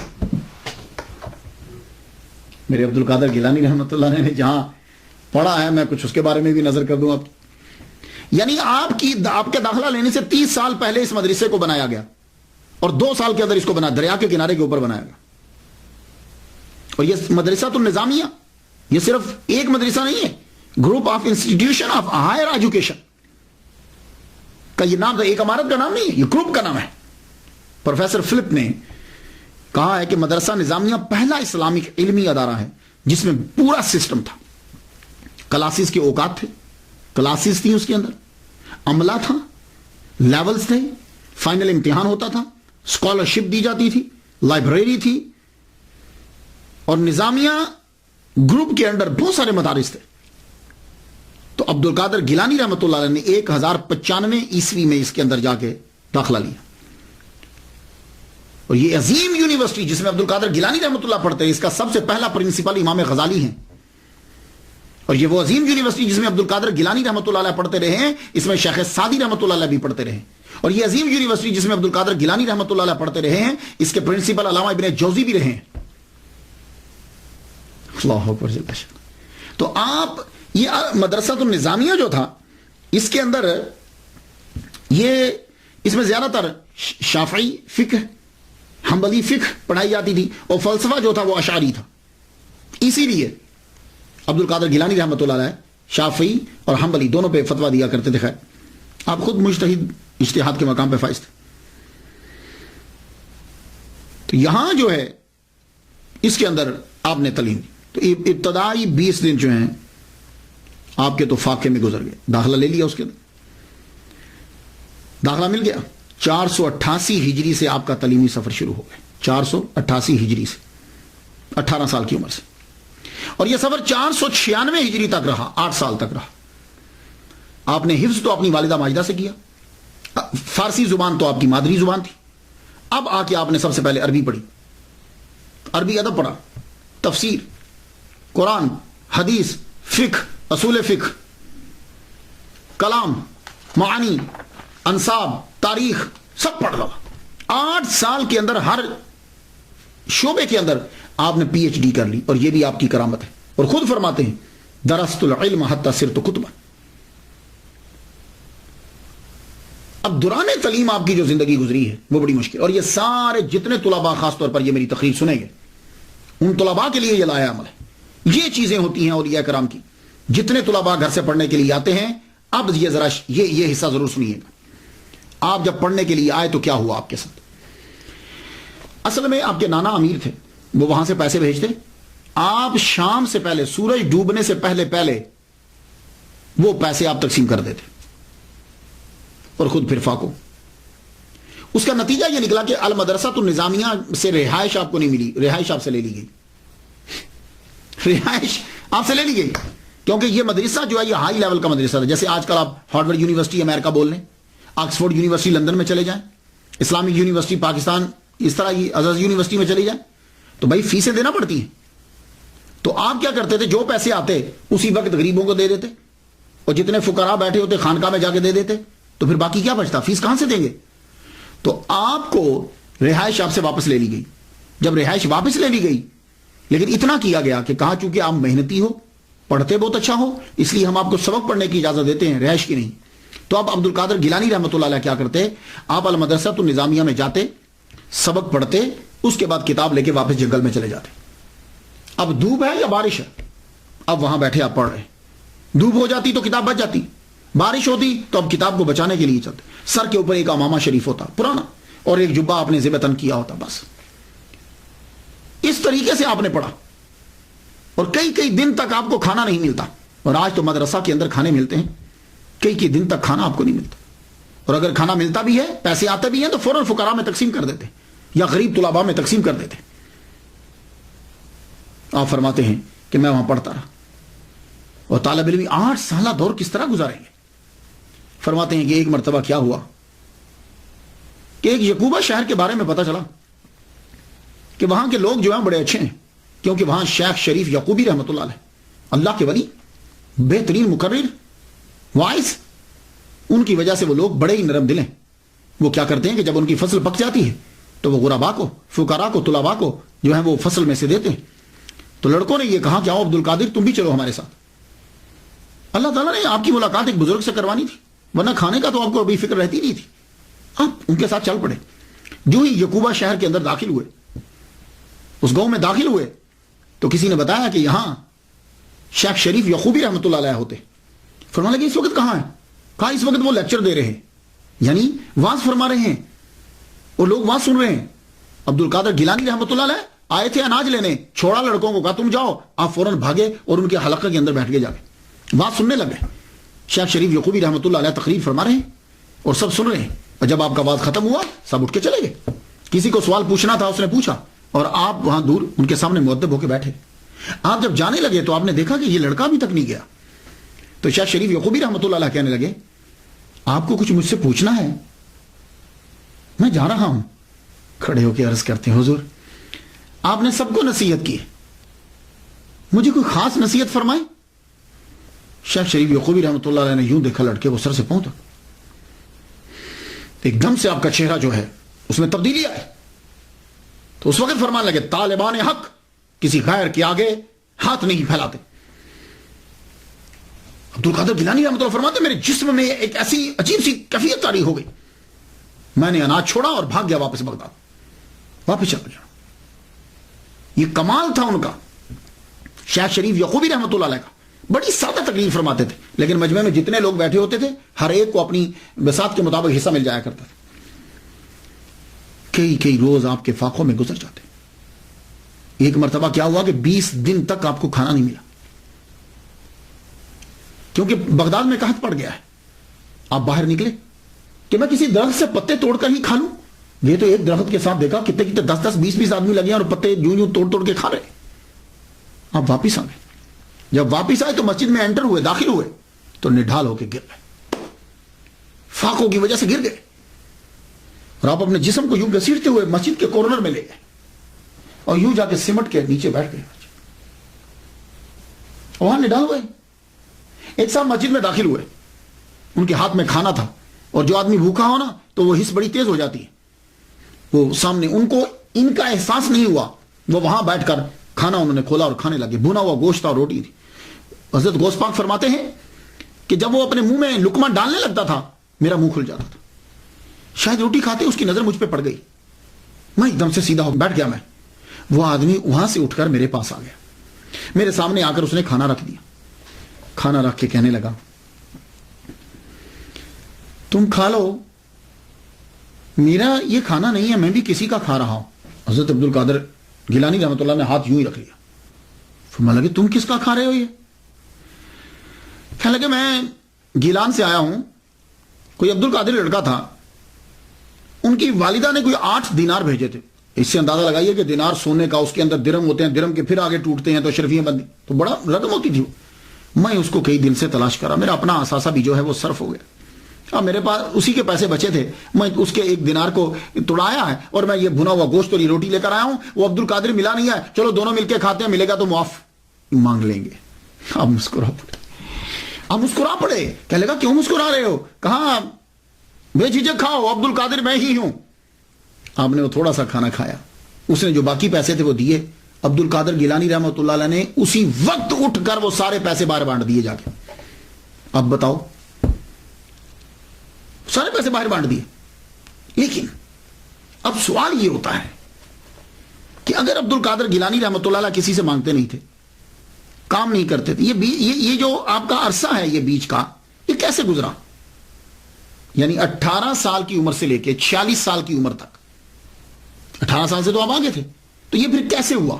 میں نے پھر اس کی ریسرچ کی، تو کیا آپ ساری زندگی ہی بھوکے رہے؟ نہیں، آپ روزہ بھی رکھتے تھے، مسلسل بھی رکھتے تھے، فاقوں، لیکن بیچ میں ایسا ہوا کہ آپ جب پڑھنے لگتے تھے تو فاقوں کی وجہ سے کیا ہوتا تھا کہ پڑھا نہیں جاتا تھا، اتنے فاقے ہوئے پڑھا نہیں جاتا تھا، یوں گر جاتے آپ۔ تو حتیف غیبی سے آواز آئی، جاؤ اٹھو، تعلیم کے لیے خوراک کا ہونا ضروری ہے، کوتے لا یموت تو چاہیے نا، اٹھو، اتنی روٹی تو حاصل کر لو کہ جتنا پڑھ تو سکو آسانی سے۔ کہنے لگے میرے پاس تو پیسے نہیں ہیں، میں کہاں سے لوں؟ کہا جاؤ تم جا کے کرو، پیسوں کا بندوبست بھی ہم کر دیں گے، اٹھو۔ عبد القادر گیلانی فرماتے ہیں کہ میں اٹھا، بڑا مشکل کٹن مرلا تھا میرے لیے۔ فرماتے ہیں میں آگے بڑھا تو ایک نان بھائی کی دکان پر میں گیا، یہ تنور پہ جو روٹی لگاتے، تو میں اس سے بات کرنے لگا۔ کہتے ہیں کہ میں نے اسے کہا کہ مجھے 1.5 روٹی روزانہ دے دیا کرو، 1.5 روٹی 24 گھنٹے میں 1.5 روٹی، یہ جو آپ کا 8 سالہ پڑھائی کا دور ہے، 1.5 روٹی مجھے روزانہ دے دیا کرو، اور جب آئیں گے اس شرط پہ، جب آئیں گے تو میں تمہیں دے دوں گا، اور اگر نہ آئے میں مر گیا تو تم مجھے معاف کر دینا۔ یہ جملہ کہا تو نان بھائی رو پڑا، وہ تنور پہ روٹیاں لگانے والا رو پڑا، کہنے لگا ٹھیک ہے تم 1.5 روٹی لے جایا کرو۔ آپ وہاں سے 1.5 روٹی لیتے، پورے 24 گھنٹے میں، یہ پڑھائی کے دوران کی بات کر رہا ہوں جو 8 سالہ دور ہے، کچھ عرصہ آپ نے روٹی لی، پھر کچھ عرصہ بند کر دی بند میں، اور فاقوں کی وجہ سے وہی حال ہو گیا، جب آپ پڑھ رہے ہیں پڑھتے پڑھتے پھر نہیں ڈالو کے گرے پڑے۔ آواز آئی، ہم نے آپ سے کہا تھا کہ جاؤ جا کے وہاں سے روٹی لے لیا کرو، کہا روٹی تو میں لینے جاتا ہوں، اب اس کے پیسے کون دے گا؟ مجھے شرم اور ندامت آتی ہے جب میں آپ اس کے پاس جاؤں، اس کا تو کئی ماہ کا قرضہ بن چکا ہے۔ اچھا جاؤ فلاں جگہ پہ پہنچو، فلاں ایک خاص جگہ بتائی گئی، وہاں تمہاری قرضے چکانے کا سبب پڑا ہوا ہے۔ آپ وہاں پہنچے، جگہ کو کوئی نہیں جانتا تھا، آپ اس جگہ پہ گئے تو سونے کا ٹکڑا وہاں چھوٹا سا پڑا ہوا تھا، آپ نے وہ لیا، اسے بیچا اور نان بھائی کا قرضہ جو ہے وہ چکا دیا۔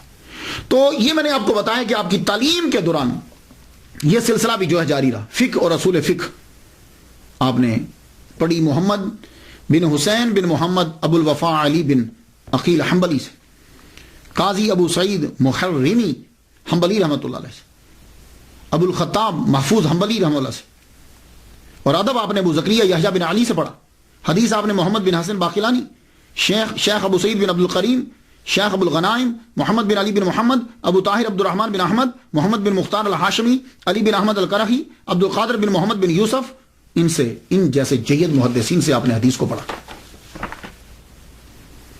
اور یہ بھی آپ کی کرامت ہے کہ 8 سال کے اندر ہر علم کے اندر PhD کر لی۔ درست العلم حتی صرت قطبا، میں نے اتنا علم پڑھا کہ میں قطب بن گیا، اور قطب ولایت کے اندر سب سے اعلی درجہ ہے۔ اب 26 سے 46 سال، یہ 20 سال کا عرصہ بنتا ہے۔ اب آپ کا تصوف کی طرف رجحان تو خیر بچپن ہی سے تھا، آپ تکوینی ولی ہے۔ تکوینی ولی وہ ہوتا ہے جو پیدائشی ولی ہو، تشریعی ولی وہ ہوتا ہے کہ جو عبادت کر کر کے ولی بنتا ہے۔ آپ تکوینی ولی ہیں، آپ کے بابا کی تربیت، آپ کی ماما کی تربیت، آپ کے نانا کی تربیت، اور خود آپ نے 18 سال جو گزارے، تصوف ہی تصوف ہے. لیکن پھر بھی آپ بغداد کے اندر ایک بہت مشہور خانقاہ تھی، وہ خانقاہ تھی حضرت حماد بن مسلم شامی رحمۃ اللہ علیہ کی، سما بغدادی. یہ شام کے رہنے والے تھے. انہوں نے علم کچھ نہیں پڑھا ہوا تھا، امی تھے، لیکن علم تو نہیں پڑھا تھا، لیکن باطنی میں ان سے کوئی بڑا نہ تھا. آپ ان کی محفل میں پہنچے. اب یہاں دو روایات ہیں، میں نے جو تحقیق کی مجھے دو طرح سے اشارے ملے کتابوں سے، معاف کیجیے گا، کتابوں سے دو طرح کے اشارے ملے. ایک تو یہ ہے کہ آپ جب بغداد آئے ہیں تو پہلے ان سے ملاقات ہوئی ہے کہ آپ انہی کی خانقاہ میں ٹھہرے. ایک یہ اشارہ کہ آپ جب تشریف لائے تو آپ نے یہ جو حضرت حماد بن مسلم ہے، یہ شام سے آ کر انہوں نے یہاں خانقاہ بنائی تھی، اور آپ کے پاس فقراء رہتے تھے، تو آپ ان کے پاس آئے. تو جب آئے تو آپ نے ان کو دیکھتے ہوئے فرمایا کہ تم ظاہری علم جا کر پڑھو، ظاہری علم پڑھو جا کر. اور آپ نے مدرسہ نظامیہ وغیرہ میں جا کے پھر داخلہ لیا. ایک یہ مجھے اشارہ کتابوں سے یہ ملا. مگر وقتاً فوقتاً آپ ان کے پاس آتے رہتے تھے، تعلیم کے دوران بھی آتے اور بیٹھتے. بہت سے تصوف کے مسائل اور مشکل جو چیزیں وہ حل ہوئی ان سے. اور آپ فرمایا کرتے تھے کہ یہ جو اجمی ہے نا، کیونکہ آپ فارسی بولتے تھے نا، یہ جو اجمی ہے نا ایک دن ولایت کے بڑے اعلیٰ مرتبہ پہ فائز ہوگا. اور میں دیکھ رہا ہوں کہ 2 جھنڈے اس کے سر کے اوپر ہیں اور اس کی آسمانوں پر بڑی شہرت ہے. یہ حضرت حماد بن مسلم کہہ رہے ہیں. اور دوسرا نظریہ یہ ہے کہ آپ کی ملاقات حضرت حماد سے تحصیل علم کے بعد ہوئی ہے. یہ دوسرا جو مجھے کتابوں سے اشارہ ملا. وہ کیسے کہ جب آپ نے تمام علوم 8 سال کے اندر جب آپ نے پڑھ لیا، پڑھنے کے بعد بغداد کی حالت آپ نے دیکھی تھی، فتنہ و فساد ہر جگہ، عیاشی ہے، لوگ دین سے ہٹے ہوئے ہیں. تو آپ نے بھی اپنی کتابیں پکڑی، جنگل کی طرف چل پڑے، نکلے. اب جب باب حلبہ کی طرف چلے تو وہاں سے صحرا کی طرف رستہ جاتا تھا. اب جانے لگے تو کسی شے نے یوں دھکا دیا کہ آپ نیچے گر گئے. نیچے گرے تو آواز آتی ہے کہاں جا رہے ہو؟ تو آپ نے بولا میں جا رہا ہوں، میرا دین تو بچ جائے، میں اپنے دین کو بچانے کے لیے جا رہا ہوں. تو آواز آتی ہے مت چھوڑ کر جاؤ، واپس جاؤ، اللہ کی مخلوق کو تم سے فیض پہنچے گا. آپ بولے مجھے اپنے دین کی حفاظت کرنا ہے. آواز آئی تمہارے دین کی کہ تم فکر مت کرو، اللہ تعالیٰ تمہارے دین کو بچائے گا تیرے لیے، بلکہ تو دین کی خدمت کرے گا. یہ ہے دوسرا. آپ وہاں سے اٹھے، واپس آ گئے. واپس آئے تو بغداد کی ایک گلی سے گزر رہے تھے، سنسان گلی ہے، کوئی بھی نہیں ہے. تو پیچھے سے ایک دم سے ایک دروازہ کھلا اور آواز آئی کل کہاں جا رہے تھے؟ آپ نے مڑ کر دیکھا تو دروازہ بند ہو چکا تھا. اب چھان بین کی آپ نے کہ یہ کون ہے کہ جو میرے راز کو جانتا ہے. تو معلوم ہوئی حضرت حماد بن مسلم دباس شامی سما بغدادی رحمۃ اللہ علیہ. آپ پھر ان کے گھر پہنچے. پہلے روز تو انہوں نے بڑی آؤ بھگت کی، بڑی محبت سے پیش آئے. آہستہ آہستہ آپ ان کو اپنے سے جدا کرنے لگے. تم یہاں کیوں آ جاتے ہو؟ تمہارا ہمارے درویشوں کے پاس کیا تعلق؟ تم تو پڑھے لکھے ہو، جاؤ جا کے فقہ پڑھاؤ. اور ایک دن آپ آئے، کہنے لگے ہاں آج بڑی روٹیاں آئی تھیں لیکن ہم نے سب کھا ڈالی، ختم ہو گئی. یہ اصل میں آپ ایسا کیوں کرتے تھے؟ حالانکہ ایک مرتبہ آپ نے سنا کہ کچھ آپ کی خانقاہ کے فقیر عبد القادر گیلانی رحمۃ اللہ کا مذاق اڑانے لگے کہ تم فقیہی ہو جاؤ. تو آپ نے ان سے مخاطب ہو کے معلوم ہے کیا جملے بولے تھے؟ آپ نے کہا تھا اے کتو، سنیے گا جملہ، تم اس کو تکلیف پہنچاتے ہو، تم میں سے ایک بھی اس کے مرتبہ کا نہیں ہے. یہ حضرت حماد بن مسلم اپنے خانقاہی لوگوں سے کہہ رہے. میں تو اس کو اس لیے اذیت دیتا ہوں. اب 3 وجہ. آپ کیوں اذیت دیتے؟ پہلی وجہ تو یہ ہے آپ نے خود بیان کی. فرماتے ہیں میں امتحاناً اسے اذیت دیتا ہوں لیکن وہ ایسا پہاڑ ہے کہ اس میں ذرا برابر جنبش نہیں ہوتی, اور اس اجمی کا اتنا رتبہ ہوگا کہ تمام اولیاء اس کی طرف رجوع کریں گے. اور دوسری وجہ, آپ کے پاس ان کا فیض نہیں تھا. عبد القادر گیلانی رحمۃ اللہ علیہ کا فیض حضرت حماد بن مسلم کے پاس نہیں تھا. وہ قاضی قضا حضرت ابو سعید مبارک مخرمی رحمۃ اللہ علیہ کے پاس تھا. یہ وجہ ہے.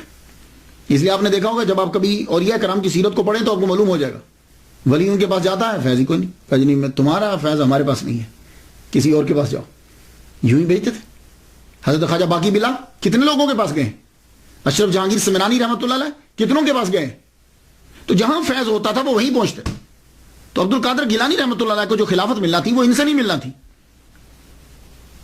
یہ دوسری وجہ. تیسری وجہ کیا ہے کہ ابھی ان کو مجاہدے اور کروانے ہیں, ابھی بڑا وقت ہے, کم از کم 14 سال ہیں باقی, ابھی 13-14 سال باقی ہیں. تو اب آپ نے کہا کہ اگر میں اپنے پاس محبت کروں گا یہ یہی رکے رہیں گے. تو جب آپ نے یوں اذیت دینا شروع کی, اب آپ سے آہستہ آہستہ وہاں سے کم ہو کر اب آپ نے اس کے بعد بایت جو کی وہ حضرت ابو سعید مبارک مخرمی رحمۃ اللہ علیہ کی بایت کی. آپ ان کے استاد بھی ہیں اور آپ مدرس بھی ہیں, پرنسپل بھی ہیں. آپ نے محلہ باب الازج میں آپ نے ایک مدرسہ بنایا تھا, اس مدرسے میں خود پڑھاتے تھے, اور تصوف کے اندر اتنے گئے کہ آپ نے قاضی کی سیٹ چھوڑ دی. ان کی بایت کی عبد القادر گیلانی رحمۃ اللہ علیہ, اور یہ بھی حنبلی تھے. تو اب مجاہدات شروع ہو گیا. اب میں یہاں پڑھتا ہوں کہ کہتے ہیں کہ 20 سال آپ نے مجاہدہ کیا ہے, 20 سال جو ہے نا وہ جنگلوں میں پھرتے رہے. تو یہاں میں عرض کرنا چاہوں گا کہ جب ہم دیکھتے ہیں, سالوں کو گنتے ہیں, ان پہ تحقیق کرتے ہیں, تو کچھ لوگ جو ہیں وہ محبت میں آ کے سال بڑھا دیتے ہیں کہ اتنے سال مشقتیں اٹھائیں, اتنے لوگوں سے ملے. لیکن وہ جب ہم تحقیق کرتے ہیں تو یہ کوئی ضروری نہیں ہوتا کہ ایک آدمی 40 سال مجاہدے کرے گا ہی تو مرتبہ ملے گا. ہو سکتا ہے کہ ان کو ایک دن میں مل جائے, کوئی دن بڑھانے کی ضرورت نہیں ہوتی. اب یہ جو کہا گیا کہ 20 سال تک آپ جو ہے وہ مجاہدے کرتے رہے, اب ذرا دیکھ لیجئے, میرے نزدیک یہ صرف کچھ دورانیہ 13 سال کا بنتا ہے. وہ کس طرح؟ اب ذرا دلیل سن لیجئے. 18 سال کی عمر میں آپ نے تعلیم شروع کی, تو 8 سال بغداد میں مختلف مدارس میں آپ پڑھتے رہے. کتنی عمر ہوگی؟ 18 اور 8 26. پھر آپ نے مجاہدہ شروع کیا, ٹھیک ہے. تو حضرت ابو سعید مبارک مخرمی رحمۃ اللہ علیہ نے آپ کو خلافت دی. خلافت دینے کے بعد آپ کو اپنے مدرس کا انچارج, مدرسے کا انچارج بنایا, اور وہیں آپ کو تدریس کے لیے بھی بولا. تو آپ جانتے ہیں کہ مبارک مخرمی حنبلی رحمۃ اللہ علیہ کا وصال 513 میں ہوا ہے, 513 ہجری میں ہوا ہے. اور اس وقت حضرت عبد القادر گیلانی رحمۃ اللہ علیہ کی عمر 43 سال تھی. تو کم از کم اگر پیر کی موجودگی میں 3 سال بھی پڑھایا ہو تو آپ کی عمر 40 سال تو تھی جب آپ مدرسے میں ہوئے. تو جب مجاہدہ چھوڑا اور تدریس شروع کی 40 سال تو عمر ہونی چاہیے.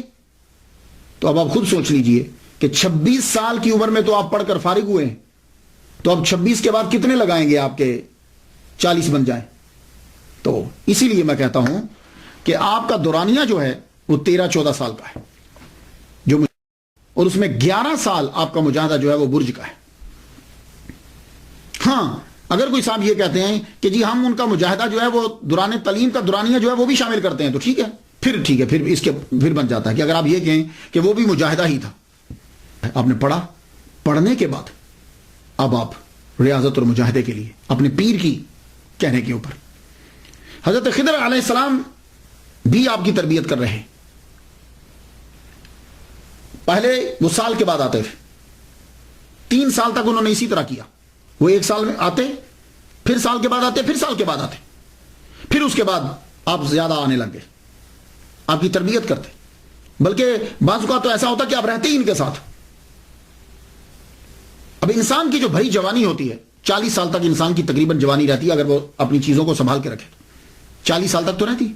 اب 40 سال کے اندر عبد القادر گیلانی رحمۃ اللہ علیہ کے کردار پر کوئی آدمی انگلی نہیں اٹھا سکتا کہ وہ یہ کہے کہ یہ عبد القادر گیلانی رحمۃ اللہ نے یوں کیا یوں کیا. ولادت سے لے کے 40 سال تک یہ بھری جوانی کا ٹائم ہے. جب سے آپ جوان 18 سے لے لیجیے, کوئی آدمی انگلی نہیں اٹھا سکتا. لیکن اس کو کنٹرول کرنے کے لیے آدمی کے لیے سب سے بہترین طریقہ یہ ہوتا ہے روزے. تو عبد القادر گیلانی رحمۃ اللہ علیہ نے روزے رکھے. آپ کی عمر 18 سال کے بعد 40 سال تک بیچ میں مجاہدہ اور تعلیم کا دورانیہ روزے رکھ رہے ہیں.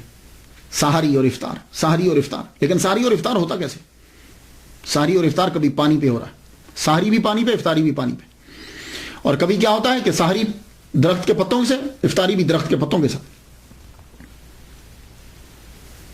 بھوک چیخ پڑی، نفس چیخ پڑا، اتنے مجاہدے کیے آپ نے. اور بعض کا تو ایسا ہوتا کہ آپ کو نیند آ جاتی، نیند آتی تو آپ بیٹھ جاتے. سجدے میں ہے، نیند آئی ہے، ایک دم بیٹھ گئے، پھر بیٹھے بیٹھے نیند آ گئی، ایک دم کھڑے ہو گئے. اور بعض اوقات کھڑے کھڑے بھی نیند آ جاتی.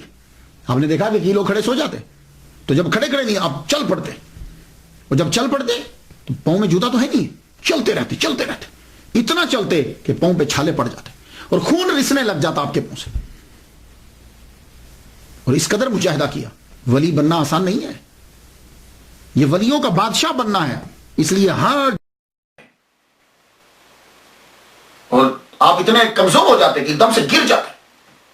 لوگ سمجھتے کہ فوت ہو گئے ہیں، اور لوگ اٹھا کر تجہیز و تکفین کا انتظام کرنا شروع ہو جاتے. لیکن ہوتا کیا، ایک دم سے آپ کے جسم میں جنبش ہوتی تو لوگوں کو پتا چلتا نہیں بھائی یہ زندہ ہے. اللہ. جب شیطانوں نے یہ دیکھا کہ انہوں نے نفس پر کنٹرول کر لیا ہے، تو شیطان سب سے پہلے وسوسہ ڈالتا ہے. یہ بات یاد رکھیے، وہ وسوسہ ڈالے گا، خود کچھ نہیں کہتا آگے، وسوسہ ڈالتا ہے اور آدمی برائی کرنے لگ جاتا ہے. لیکن وہ وسوسہ جب ڈالتا ہے تو نفس اس کو کنٹرول کرتا ہے. تو جب تم نفس کو جس نے کنٹرول کرنا ہے، آگے تمہیں لے جانا ہے، جب تم نے اس پہ قبضہ کر لیا، اب شیطان جب دیکھا کہ نفس پر کنٹرول ہو گیا ہے، اب شیطان خود آئے. تو ابلیس خود نہیں آتا. عبد القادر گیلانی رحمۃ اللہ علیہ کو تنگ کرنے کے لیے چیلے بھیجے. اب چیلے آپ کے سامنے آ کے کھڑے ہو جاتے اور آپ بھوک سے نڈال ہو کے گرے پڑے. اب وہ آپ کو مارنے کے لیے آگے بڑھتے، اللہ تعالیٰ ایک دم سے فرشتوں کی جماعت کو بھیجتا، وہ آگے لڑتے اور ان کو مارتے. اب جب یہ شیطانوں نے یہ دیکھا کہ ہمارا بس نہیں چل رہا، اب ابلیس خود آیا. ابلیس خود نہیں آتا، یہ یاد رکھیے، ابلیس خود نہیں آتا، وہ اب اس کے چیلے ہی بڑے پاورفل ہیں.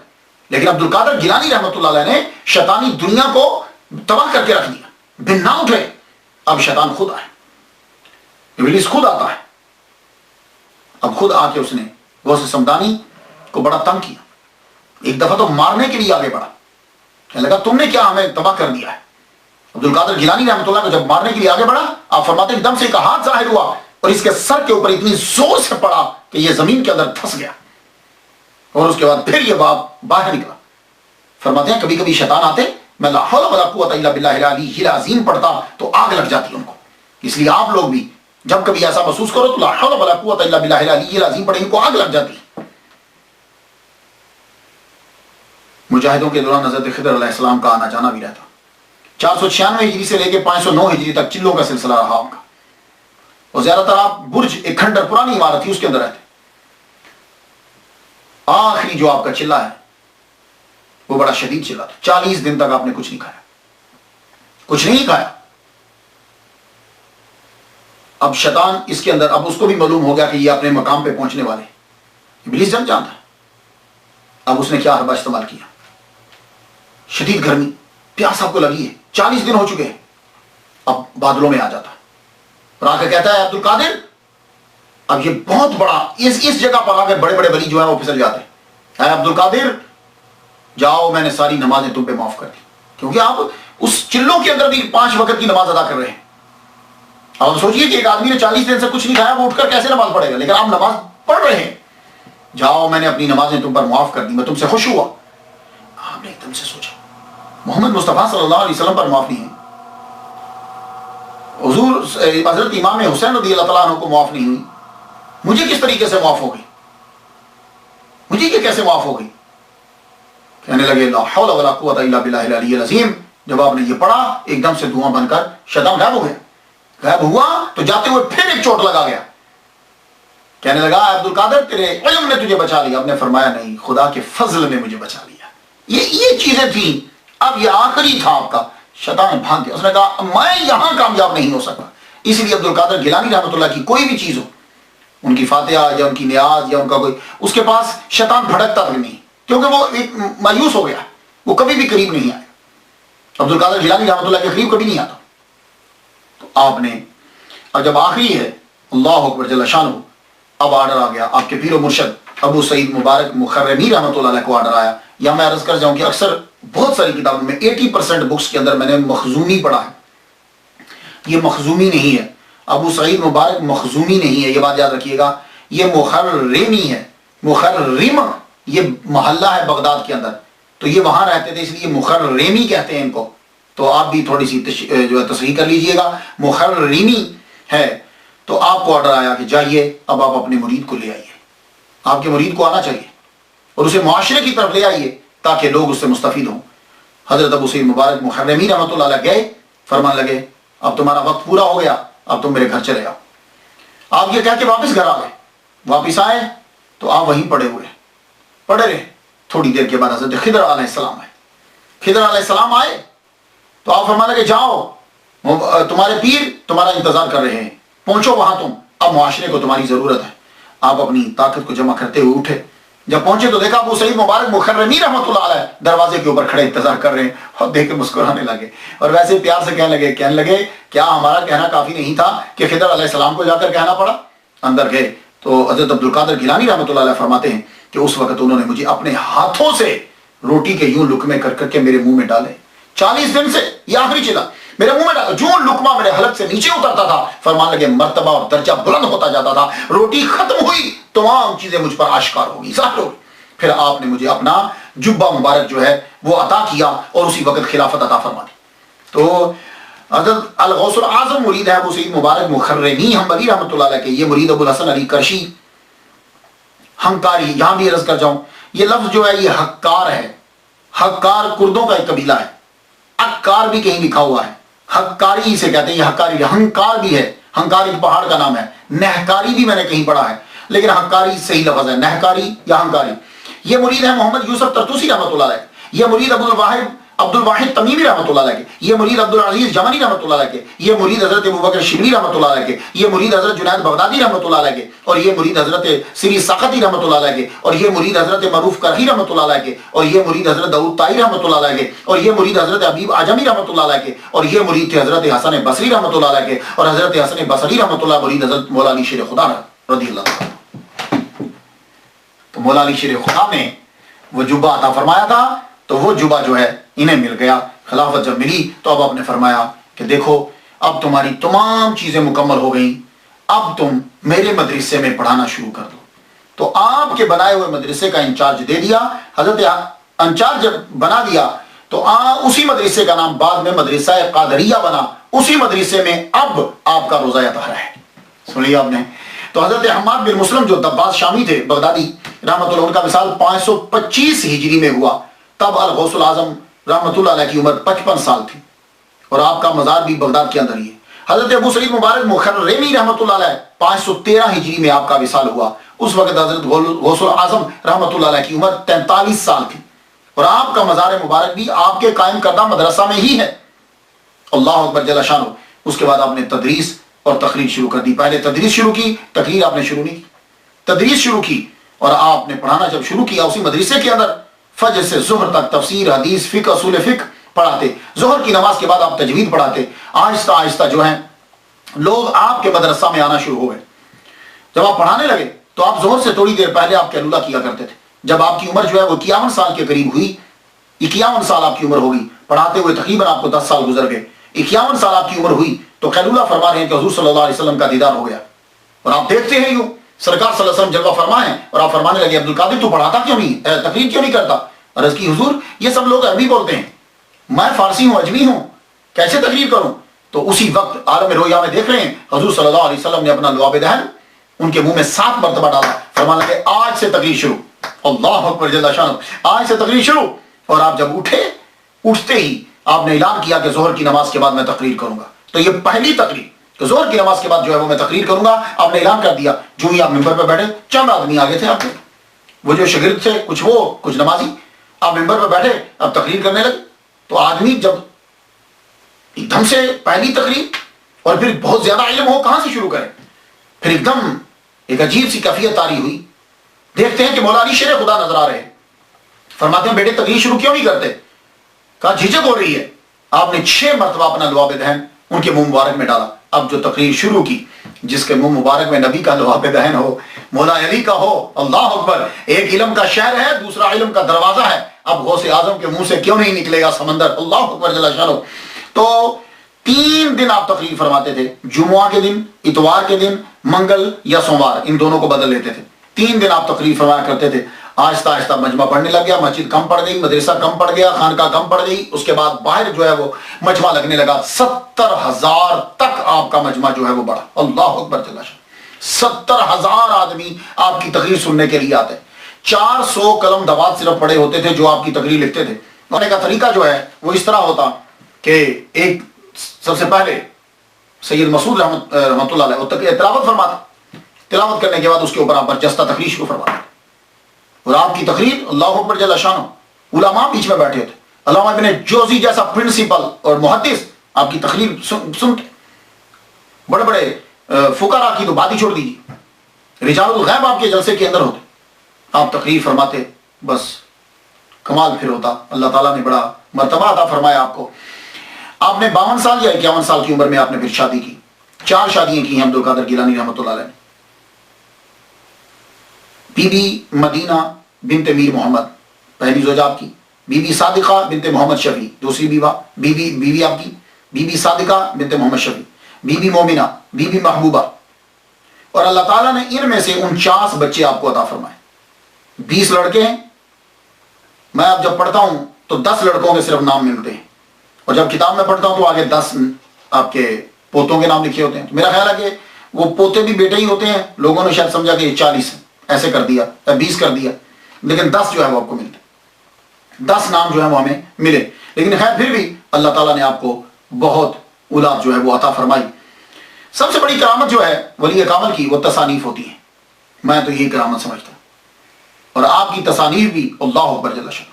آدمی جب آج کے دور میں بھی پڑھتا ہے تو وہ لفظوں کے اندر وہ چاشنی، وہ روحانیت، وہ دبدبہ، وہ علم آج بھی نظر آتا ہے.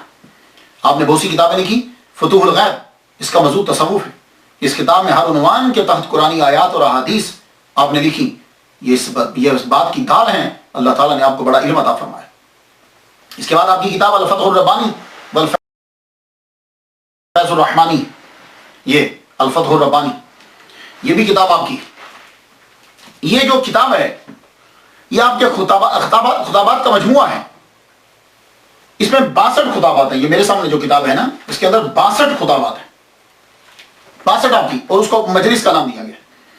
اس میں جو پہلا خطبہ لکھا ہوا ہے وہ 3 شوال اتوار کی صبح 545 ہجری کو خانقاہ میں دیا. اور آخری خطبہ 8 شوال، یہ 62واں خطبہ ہے، 541 ہجری کو دیا. تو معلوم ہوا کہ اس کے اندر جو خطابات لکھے گئے ہیں نا وہ ترتیب سے نہیں لکھے گئے، کیونکہ آخری جو خطبہ 62واں ہے وہ 541 کا ہے، اور یہ جو پہلا ہے وہ 545 کا ہے. تو ترتیب سے نہیں ہے. تو لیکن اتنا ہے کہ 541 اور 545 کے بیچ میں، 46 کے بیچ میں جتنے خطابات ہیں وہ اس کے اندر آپ کے جمع کیے. اور زیادہ تر جو خطابات ہیں وہ مسجد معمورہ میں دیے گئے. مدرسہ معمورہ کے اندر جو ہیں یہ خطابات آپ کے دیے گئے. اور اس وقت آپ کی عمر 71 سے 75 سال میں یہ خطبات جو ہیں، یہ جو الفتح الربانی کے اندر ہے، آپ کی عمر 71 سے 75 ایئرس کے بیچ میں یہ خطبات جو ہیں وہ آپ کے، ان کو جمع کیا آپ کے نواسے سید عفیف الدین مبارک نے انہیں مرتب کیا. یہ سارے جو آپ کو ملتے ہیں. حضرت رحمت میرا بھی، میں جب سے امریکہ میں آیا ہوں میں تقریباً 50 کے قریب خطبات جو ہیں ان میں سے اقتباسات جو ہیں وہ پیش کر چکا.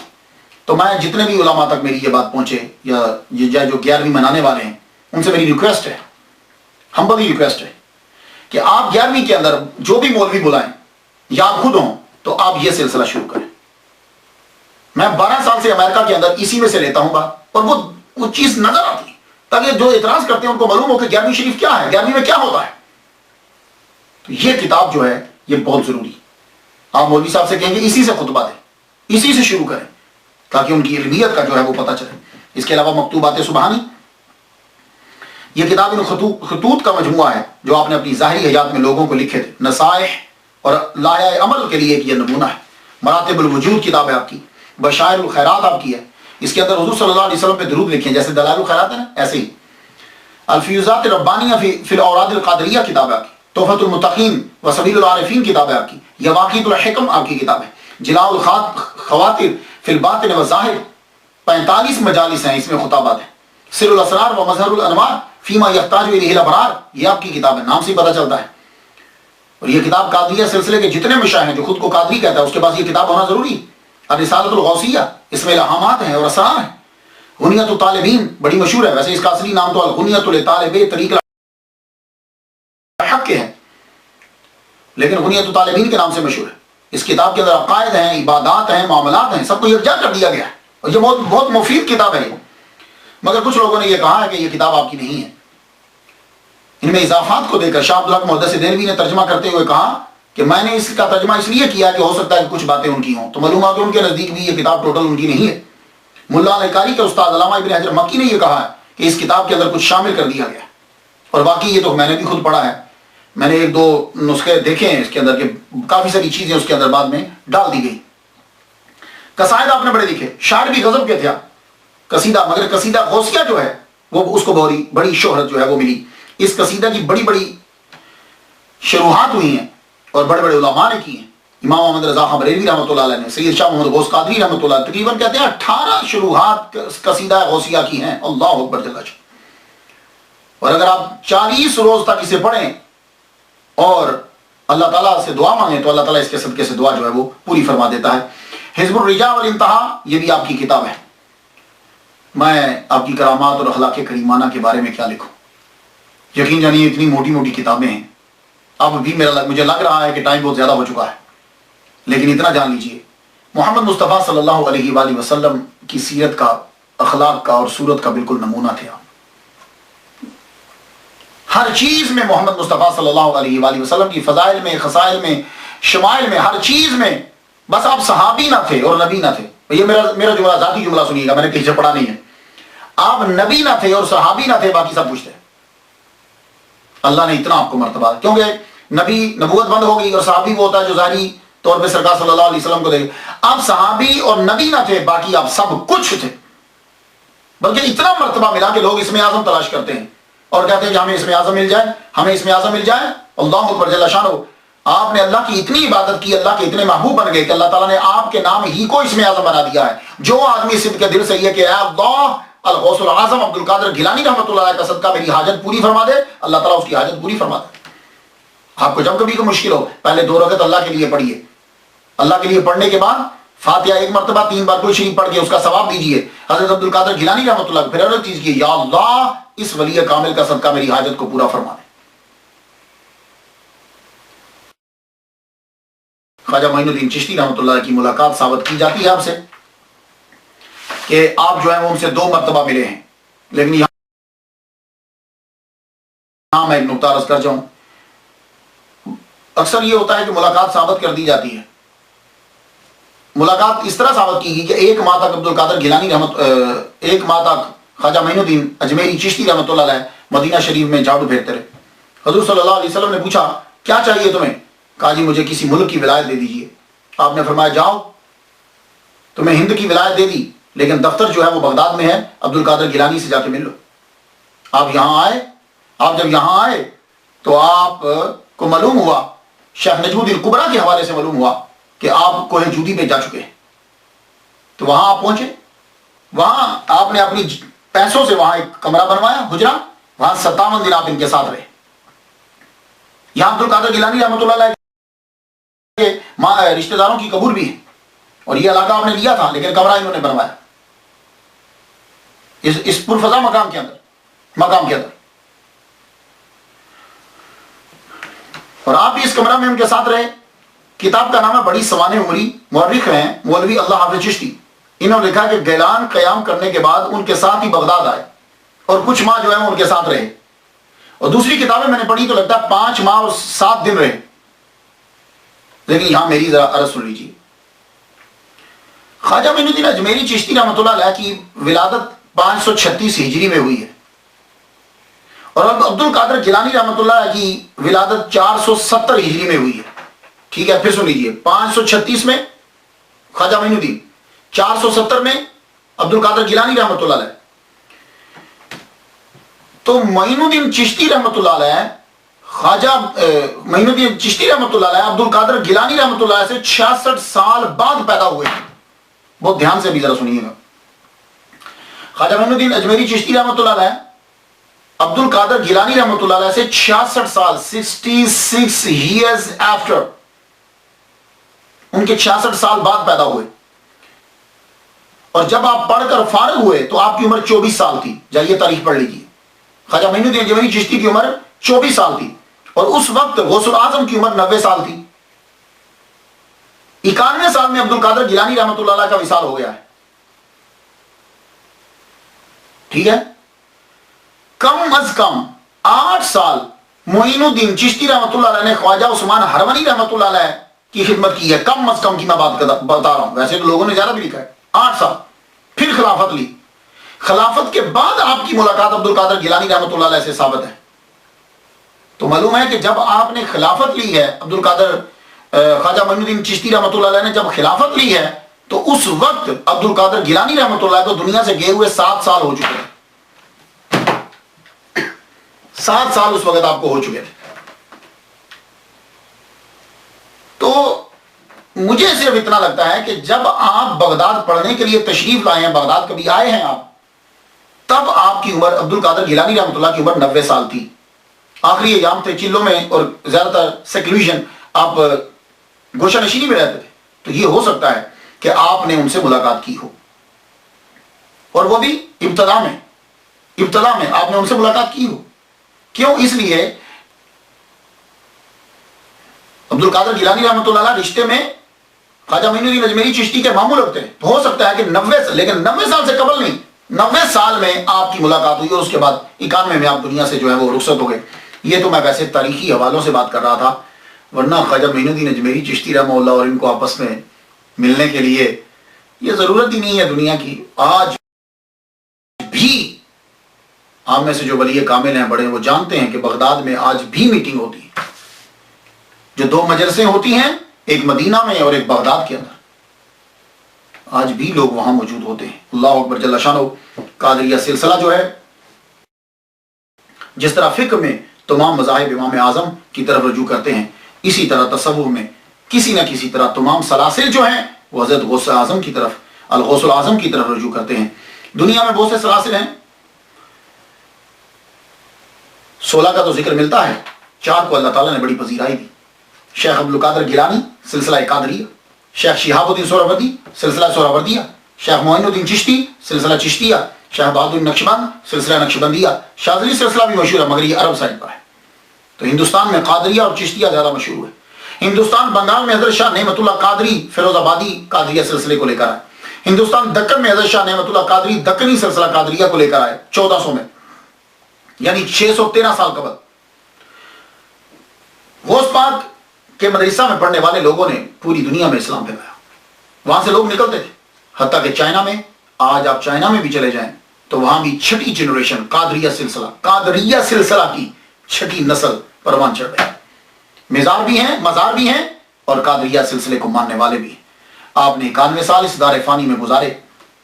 اس کے بعد 8 کو، 9 کو، 10 کو، 11 یا 14 یا 17 ربیع ثانی کو بروز اتوار دن کے وقت آپ دنیا سے رخصت ہو گئے. رخصت ہوئے تو آپ کے بیٹے نے آپ کا جنازہ پڑھا ہے. علامہ ابن جوزی کے نواسے علامہ شمس الدین ابو المظفر یوسف نے اپنی تاریخ میں لکھا ہے کہ آپ نے 561 ہجری میں وصال فرمایا. اتنا، جن کے مجمع میں تقریر سننے کے لیے 70,000 آدمی ہے، جب آپ دنیا سے گئے ہوں گے تو کتنے بندے ہوں گے؟ دروازہ بند کر دیا، اندر ہی چند بندوں نے مل کر جنازہ پڑھایا گیا اور دفنا دیا گیا. صبح کے وقت دروازے کو جو ہے وہ کھول دیا. اب لوگ جو ہے وہ جوک در جوک جو ہے وہ آنے لگے. اللہ اکبر جل شانہ. آپ کا اور آپ کی اکثر اولاد کی قبریں آپ کے قرب و جوار ہی میں. آپ کا روزہ مدرسہ قادریہ میں سونے کی چاندی کی جالی آپ کے ارد گرد لگی ہے. مجھے سعادت جو ہے وہ یہ حاصل ہوئی کہ ان کے روزہ اطہر کی یہ چادر کبھی جب یاد آتی ہے ان کی تو اس چادر کو چوم لیتا ہوں اور اسے ہی رکھتا ہوں. اللہ تعالیٰ کرم فرما دیتا ہے. آپ کے لیے بھی دعا کرتا ہوں کہ اللہ تعالیٰ، کیونکہ جو بزرگوں کے در پہ لگ جاتی ہے چیز، یہ ان کے قبر کے اوپر بالکل یہ چادر تھی.